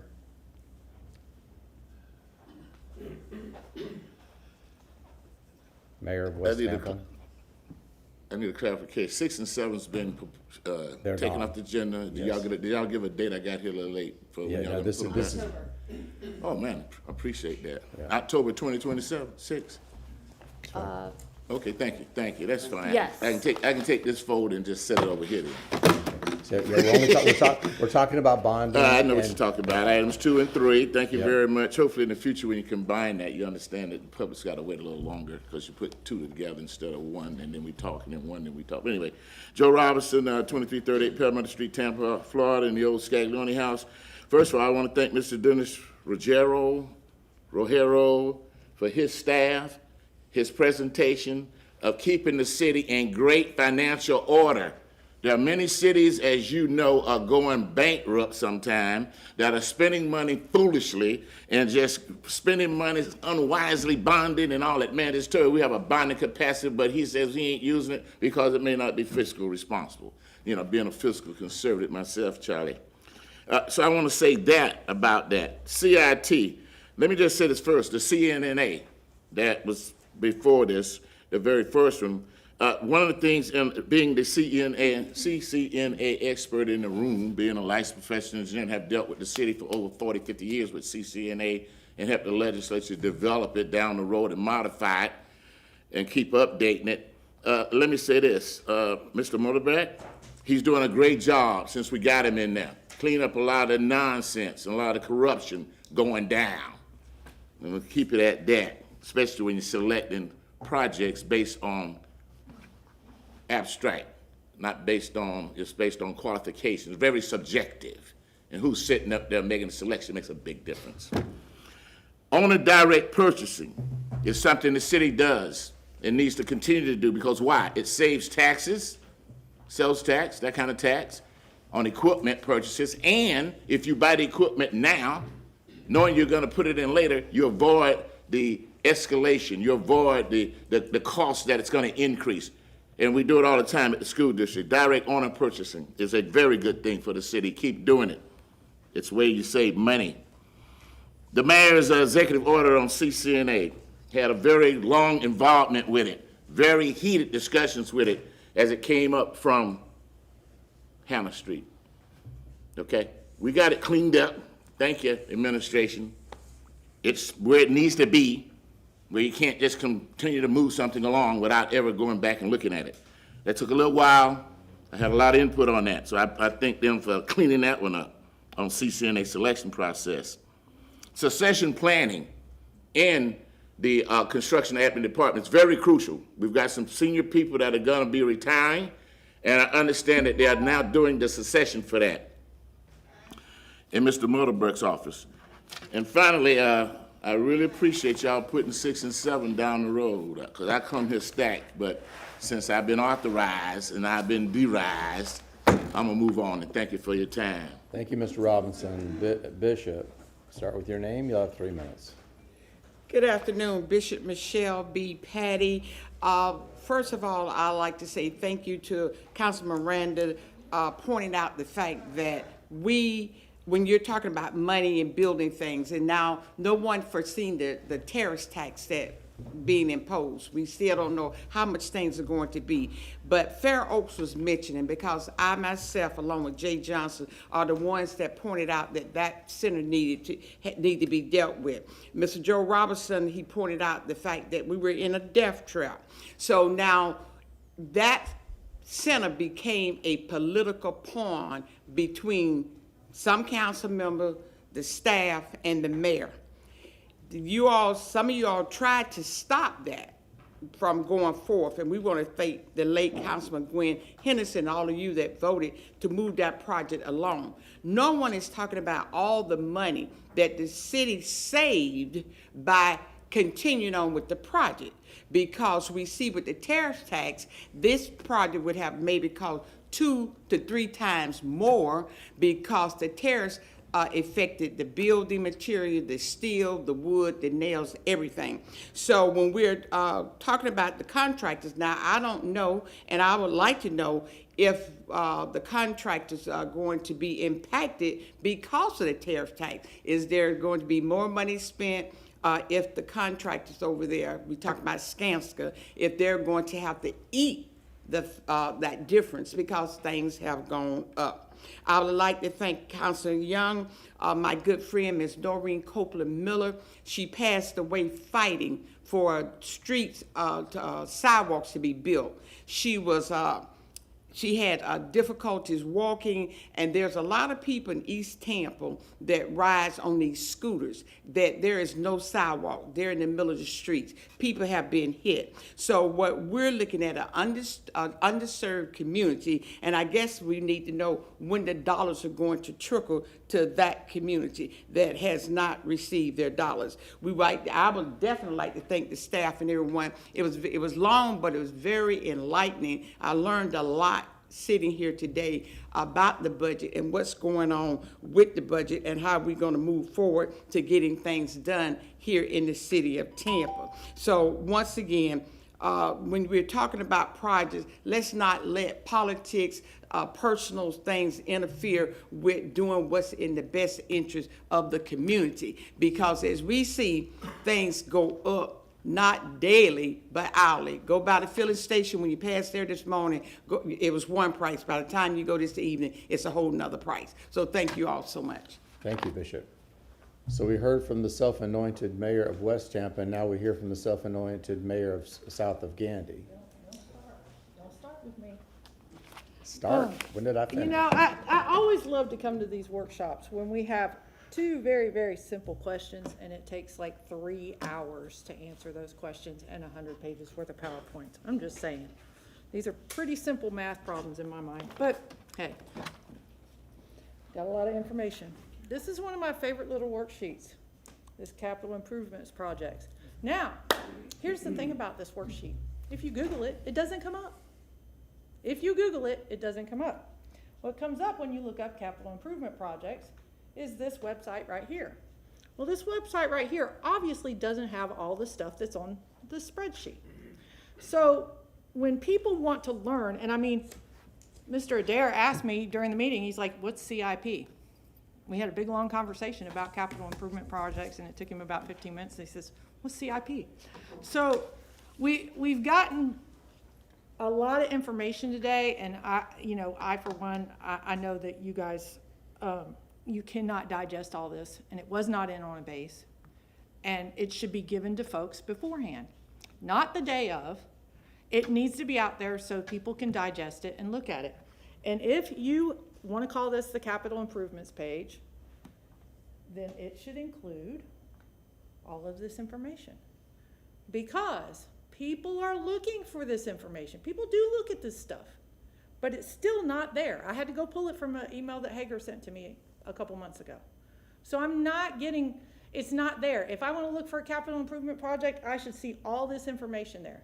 And in my opinion, capital improvement should be building a building, digging holes in the ground and improving our community. And these electrical upgrades and stuff, yes, I realize they're expensive. Maybe they need to have their own category. But when we're talking about doing maintenance on what we already have, that's not capital improvements as a rule. I mean, I don't know exactly what the words are, but I just know that I want to see all of this put into this page so that everybody can see it. Either that, or when you Google capital improvements for the city of Tampa, I want this page to come up so that people can actually read all the information. So I'm just asking for all the information to be together in one place that is accessible to the citizens of Tampa. Thank you. Thank you. You didn't see, Stephanie, you did not say your name? I am not Stephanie Pointer. Who are you today? Okay, so that concludes our business for this workshop. We get to talk about new business. Let's start on the other end today. Let's go to Councilman Miranda.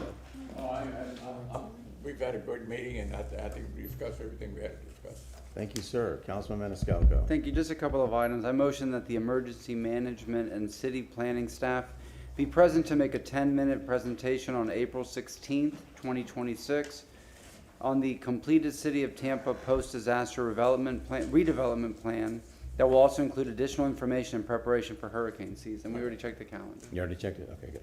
Okay, we have a motion from Councilman Maniscalco, a second from Councilman Miranda. All those in favor say aye. Aye. Opposed? Ayes have it. And that was 10 minutes. Yes, and then last item is, this is for a CRA meeting, but it's a city council thing. So it's an email from Vince Pardo. He was with the city of Tampa for years, if y'all remember him. He's involved in Tampa Sister Cities, and they anticipate that the mayor of Cianciana, Sicily, now remember our sister city is really the region. Agrigento is the province and the city is there. He'll be in Tampa for Italian Heritage celebration and other meetings the week of April 8th. And he is meeting with Mayor Castor. So Mayor Castor has a time slot of between 9 a.m. and 9:30 on the morning of Thursday, April 9th. Would it be okay if one of two things, I mean, I'd like them to come in here because they're coming from the other side of the world, that they come in at around 9:30 and just have like a 5-10 minute brief introduction? It's a CRA meeting. Was there any objection to inviting the dignitary and Mayor Castor to our CRA meeting between 9 and 9:30 on April 9th? Not Mayor Castor, just the Oh, mayor not and then the both? sister cities. Okay, I'm He's sorry. meeting with the mayor before. Okay, gotcha. And So- her time slot is between 9 and 9:30. Okay, so is there any objection? No, I think we should suggest 5 minutes, and then if Yeah, he let's wants do to it take for more, he 5 can. minutes, But 5 minutes. just so. Okay, at 9:30 a.m. Is that correct? Does Guido have a conflict since he's part Sicilian? No, but I might speak Italian, so I don't know if the closed captioning will get it. Okay, I unanimous consent, hearing no objection. It's a CRA, so it's really kind of weird, but I. Oh, yeah, it's because Yeah. that's. I'm saying, I'm just gonna say, we're gonna get unanimous consent. We'll invite him, and is the chair of the CRA fine with that? Okay, very good, okay. Anything else? No, that's it. Did you have something to say? Just to suggest, I believe your CRA is meeting in March. You can just affirm that and put it on your CRA agenda for April. Okay, yeah. I don't think we have to overthink it, but yeah, okay. But that's how you can keep things separate, Yeah, I can do that. as long as you have a consensus now. And- Yeah, and but certainly there- because he's there's got no to extend, objection. they've got to extend the invitation, and yes, it's not like we're gonna have an opportunity to rescind it. Councilwoman Hurtak. I'm doing one of my very rare things. I move to present a resolution to Zoo Tampa on April 16th in council chambers honoring the life and legacy of Lucy, the Florida Panther ambassador. We're gonna cry. If I may I say something? So I think I may have been, if I may, Mr. Chair. Councilman Bureau. The first council member to give a commendation to an animal, Shadow, who was a bomb sniffing dog in Afghanistan. And we did it at Station 23. So yeah, I think I was the first one. So well done. That's awesome. Yes. Okay. Well, I serve on Zoo Tampa board now, so, but it's, so that's, no, yeah, that's my good. motion. That's good. We have a motion from Councilman Hurtak, a second from Councilman Bureau, I believe it was. All those in favor, was that right? It's a Yes, I'm sorry. It's a resolution. It's a resolution. But it's I suspect, Presenting accommodation, yeah. well, it's under presentations and commendations. Yes. Correct. But it's in the form of a resolution. I believe that's what you're wanting. Yes. Specifically. That is specifically what they asked for. So ultimately, I suspect you can as a presentation, but before you do that, procedurally, you'll just have to have the resolution. I'll prepare the resolution for you. You'll have it in advance. The clerk will have it. It'll be on the agenda. And you'll have to just take public comment if there is any, and then move the resolution. Perfect, I can do that. Great. But under commendation. Yes, under commendations. If you'd like it to be an 8-page resolution, I No, I think it would be more appropriate, Councilman Bureau, if you said if you'd like to award all the animals at Zoo Tampa, one at a time. Yeah. It's April 16th for the presentation of a resolution. Correct. Correct. That's a perfect synopsis. We have a motion from Councilwoman Hurtak, a second from Councilman Bureau. All those in favor say aye. Aye. Opposed? Ayes have it. I do also want to again plug the budget discussion for FY27. This is the first time we've done this. So it is March 3rd at 5:01 here in City Council chambers. I have a couple more motions. So I move to have the Downtown Partnership present an update on the progress that has been made to bring large format digital signs to the Central Business District. This update should include the draft design standards on April 7th, 2026. Are they ready to go? I said an update. I didn't ask for complete, Okay. just an update. Okay, we have a motion from Councilwoman Hurtak, a second from Councilman Vieira. Mr. Shelby. Yes, Martin Shelby, City Council Attorney, just bringing, again, the date is April 7th. April our special 7th. call. April 7th, and going to that date, where on the agenda would it be? It's under- Under staff reports and Yes. unfinished business? Uh-huh. April 7th is the Tuesday? Correct.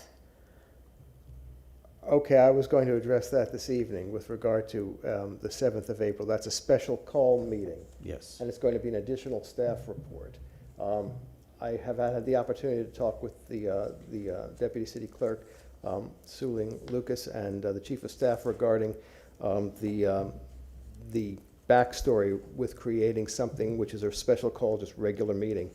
What I'll do is I'll meet with council members individually, if we can talk before tonight, but, and maybe we could bring it up next week. Could you hold that motion till tonight instead of having it on the 7th, because ultimately. I have a motion and I have a second, so we need to move forward. Okay. It'll go on without the staff reports, and if something changes, we change. Okay. So I have a motion, I have a second. All those in favor say aye. Aye. Opposed? Ayes have it.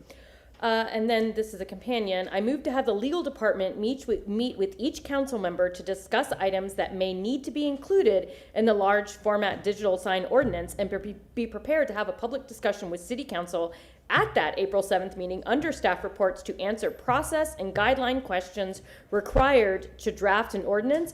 I have already spoken to Ms. Johnson-Felez. This was what she requested. Well, I think that further, can I hand you the gavel? I make a friendly amendment.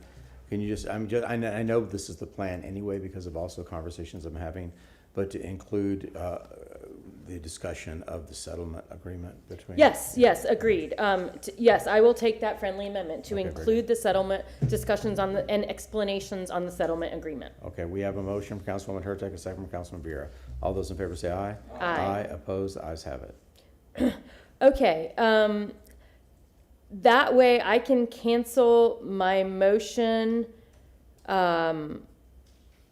What date is for it? CM 25-18955, formerly file number CM 25-13045, about staff to provide a report on the cities that have executed signed ordinances, outline the key points for these ordinances about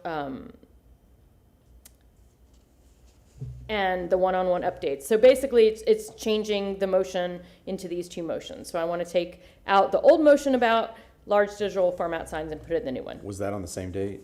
That was, we were supposed to move it, yes, that's rescheduled to the special call meeting on April 7th. So we're basically just replacing one motion with another. Gotcha, okay. So very good. That's So why I read all those So numbers. we have a motion to remove that one agenda item from, because we've already passed the other one. So we have a Correct. motion to remove that one motion from the April 7th special call meeting from Councilwoman Hurtak. Is there a second? We have a second from Councilman Vera. All those in favor say aye. Aye. Opposed? Ayes have it. And my last one, I made a motion last week. Vera. I made a motion last week to tentatively continue the council salary discussion to the August 2026 workshop, and we didn't have a calendar at that time. Now we have a calendar. There is no workshop in August. So I moved to amend my motion to schedule the salary discussion, file number CM 24-4658, to the September 24th, 2026 workshop. We have a motion from Councilwoman Hurtak, a second from Councilman Vera. All those in See how favor many say more aye. times I can kick this down the road. Opposed? Ayes have it. I think it's been 2 years now. I know, it has. That's what, hence the 2024. Yeah. Thank you. Okay. That's it. Very good. Councilwoman Young, do you have any new business? I'll do it tonight. Okay, very good. Councilman Vera? Yes, sir. Really quick, if I may. First, I wanted to wish my aide, Sebastian Leon, a very happy birthday. It's his birthday today. He's such Happy birthday he's to a you. fine young man, and he shouldn't be Happy here. birthday to He definitely should not be here, so God bless him.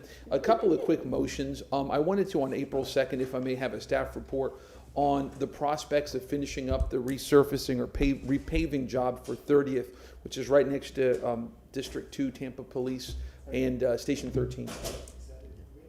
Written, yes, sir, written. We have a motion for a written report from Councilman Vera, second from Councilman Maniscalco. Discussion? No. All those in favor say aye. Aye. Opposed? Ayes have it. I was asked by the Red Star Foundation, they're an organization that advocates for veterans who die by suicide. That's Red Star, to give a Tampa City Council commendation to Joe Pequeno, Pequeno, who's a Medal of Honor recipient, and to Red Star Foundation, which I will be giving on Saturday evening, if I may. So that is my motion. We have a motion for an off-site commendation from Councilman Vera, second from Councilman Maniscalco. All those in favor say aye. Aye. Opposed? Ayes have it. Really quick, I motion for the quarterly in-person Fire Station 24 report to be first after lunch on March 26th. It's on the agenda. It's just because we're going to have a lot of folks here for that. Yes, sir.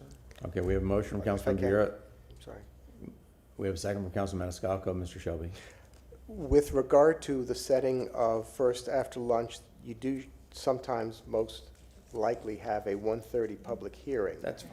What do you wish to how do you wish to handle it? As expedited as possible.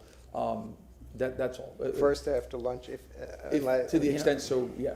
Okay, but the hearing, you would prefer, With the all- hearing take preference? We can jump on that day. I mean, Okay, we that'll can, be in other words, that's my motion. If we want to take a look at that day, at that time, we got to push it off 30 minutes, I'm fine with that. Thank Just you. as long as we get an approximate.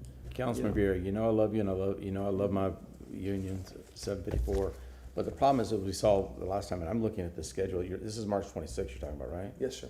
I mean, that agenda is it's going to be a repeat of the last. How about this, sir, if I may, that so that I won't make it as a motion. What I'm going to do is I'm going to work with the stakeholders, because it's not the union, it's more the contractors are going to be here. And since they're going to be here in person, on what time is good for them, and then we can propose that via memo if that would suffice. Or we could do it real time on the 26th, so we don't get tied up like we did last time. We were going here, we were going there, we were crossing across.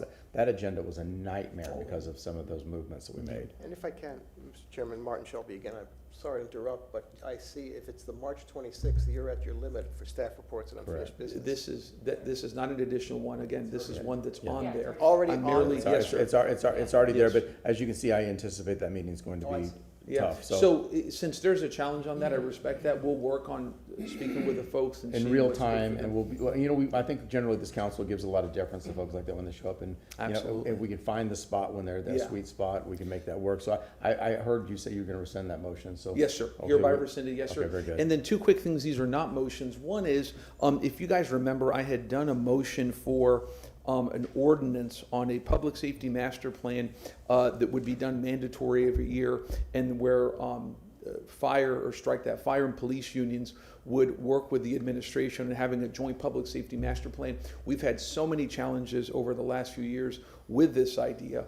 Not going to get into the different challenges, but I've been told by legal that essentially, according to their interpretation, that may very well violate the charter. I don't 100% agree with it, with what I see.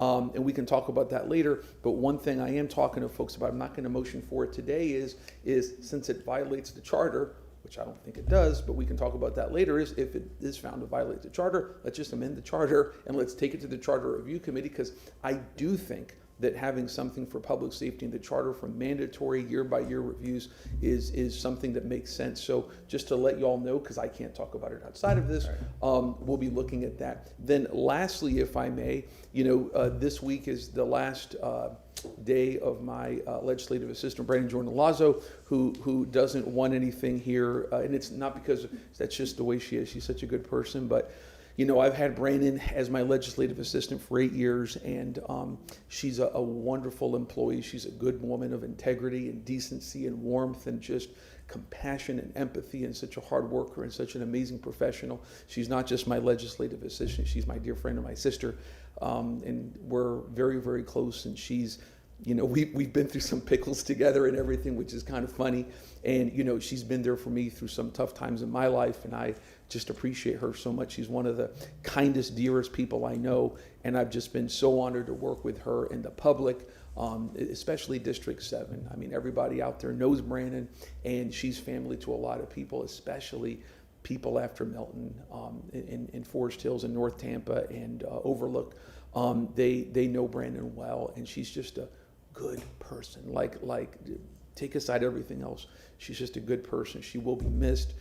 She is family, and she's just going to be missed. She's a good person. So we just send her and her wonderful family our best. So just God bless you. And I think it has to be disclosed of why she's not out here is because she absolutely insisted she didn't want to have anybody do all of this for her. But, she's kind of preserved. And I've had the privilege of knowing her for a long time, long before my life on city council. And she's also just a brilliant person. I mean, just absolutely so smart and so charming and so much capability and capacity for just about everything she ever tackles. And I've known her to be that person, like I say, long before city council. So how about we give her a standing ovation?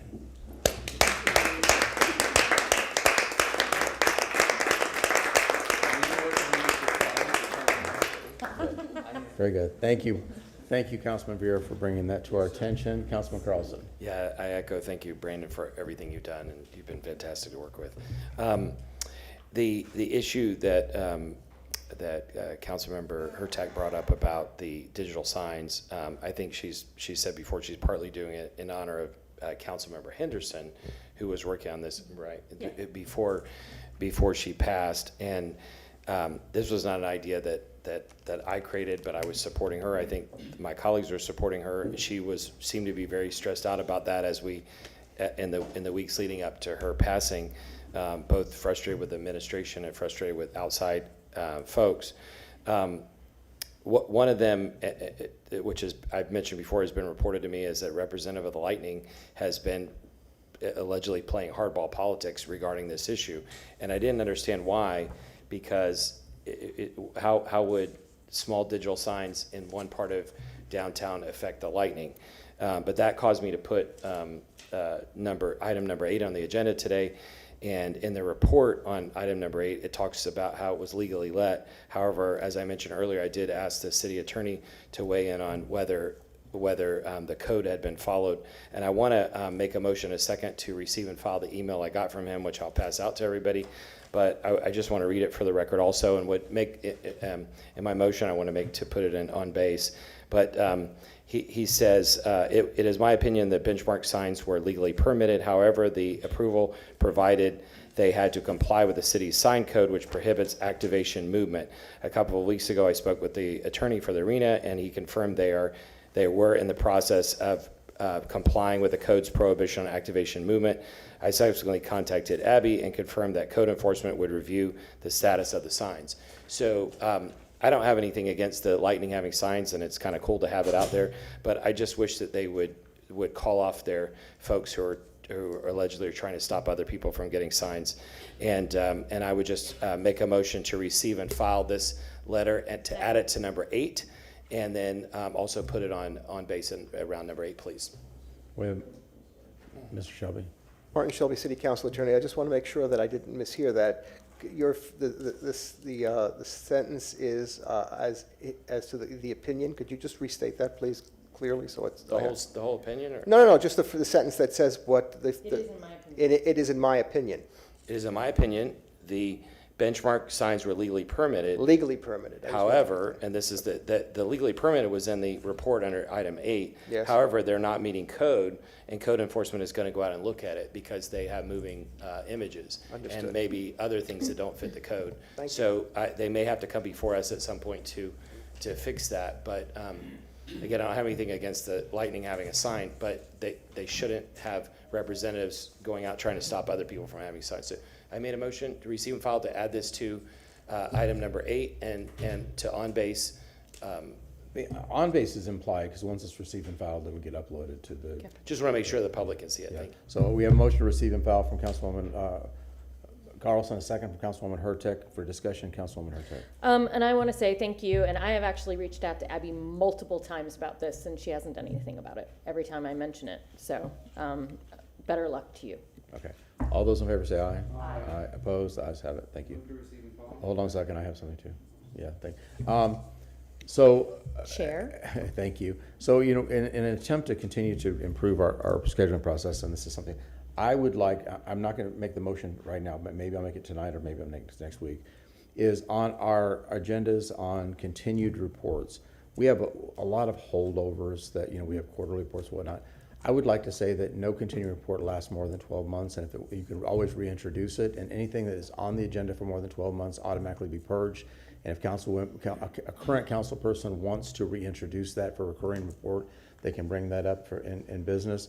But in a way, and then I also want to encourage everyone, once again, remember every hour that staff is spending doing these things, that is an hour they're not doing their regular full-time job or something else that needs to be done. So if they could please be very diligent about requesting staff reports and then reference our time in council chambers so we avoid these hellacious meetings, because a substantial amount of our time is spent on the staff discussion. If they could, one, restrict whatever presentation in their motion to, exactly what they want that can be done in 10 minutes in a staff report, a verbal staff report. I know we already have restrictions on how many.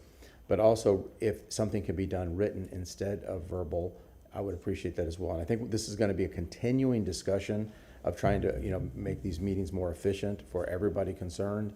But again, I'm not making a motion right now, but I want y'all to be thinking about that, and I'll bring it up at another time during business. Councilwoman Hurtak. I agree, and I would also just ask people, do I need to make a motion, or can I just pick up the phone? Right, 100%. It's a big issue, and so I really appreciate the conversation we had about a year ago, Right. because that's what I started to do.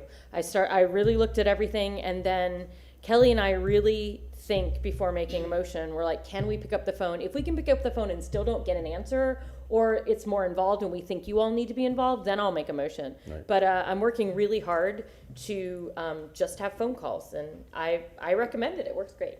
And that's the reason I'm so quiet, is because I pick up the phone call, thank you very much, and I don't, everybody's busy, and I want to be respectful of that. Yeah, agreed. It's just an ongoing effort to try to wrangle some of this, things spiral out, try to pull it back in and clean things up. So I may make that motion about the recurring staff reports tonight, and then we can move forward. I mean, I don't think this is ever going to be an ending conversation. No. It's going to be something we're going to always have to keep up with constantly. So very good. Mr. Shelby, did you want to say something?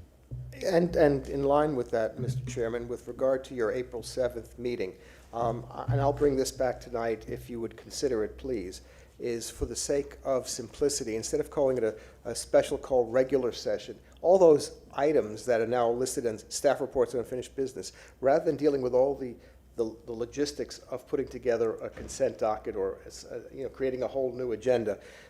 When I come back tonight, please consider renaming that a special call workshop and making those workshop items. I just discuss it. I mean, we can discuss it offline. Yeah, I mean, let's think about it. I mean, I don't object to the renaming of it and repurposing for that specific reason. As long as, I think I would like to find out from everybody if is there any business that we're backing up with that would be appropriate to be heard on that day. And if there isn't any, then yeah, why not? Then let's look at our calendars today. Yeah. We have a motion to receive file, Councilman Crossman, second from Councilman Maniscalco. All those in favor say aye. Aye. Opposed? Ayes have it. We're 4 minutes late. We're adjourned. See you at 5:01 p.m. Thank you. Thank you, Mr. Chairman.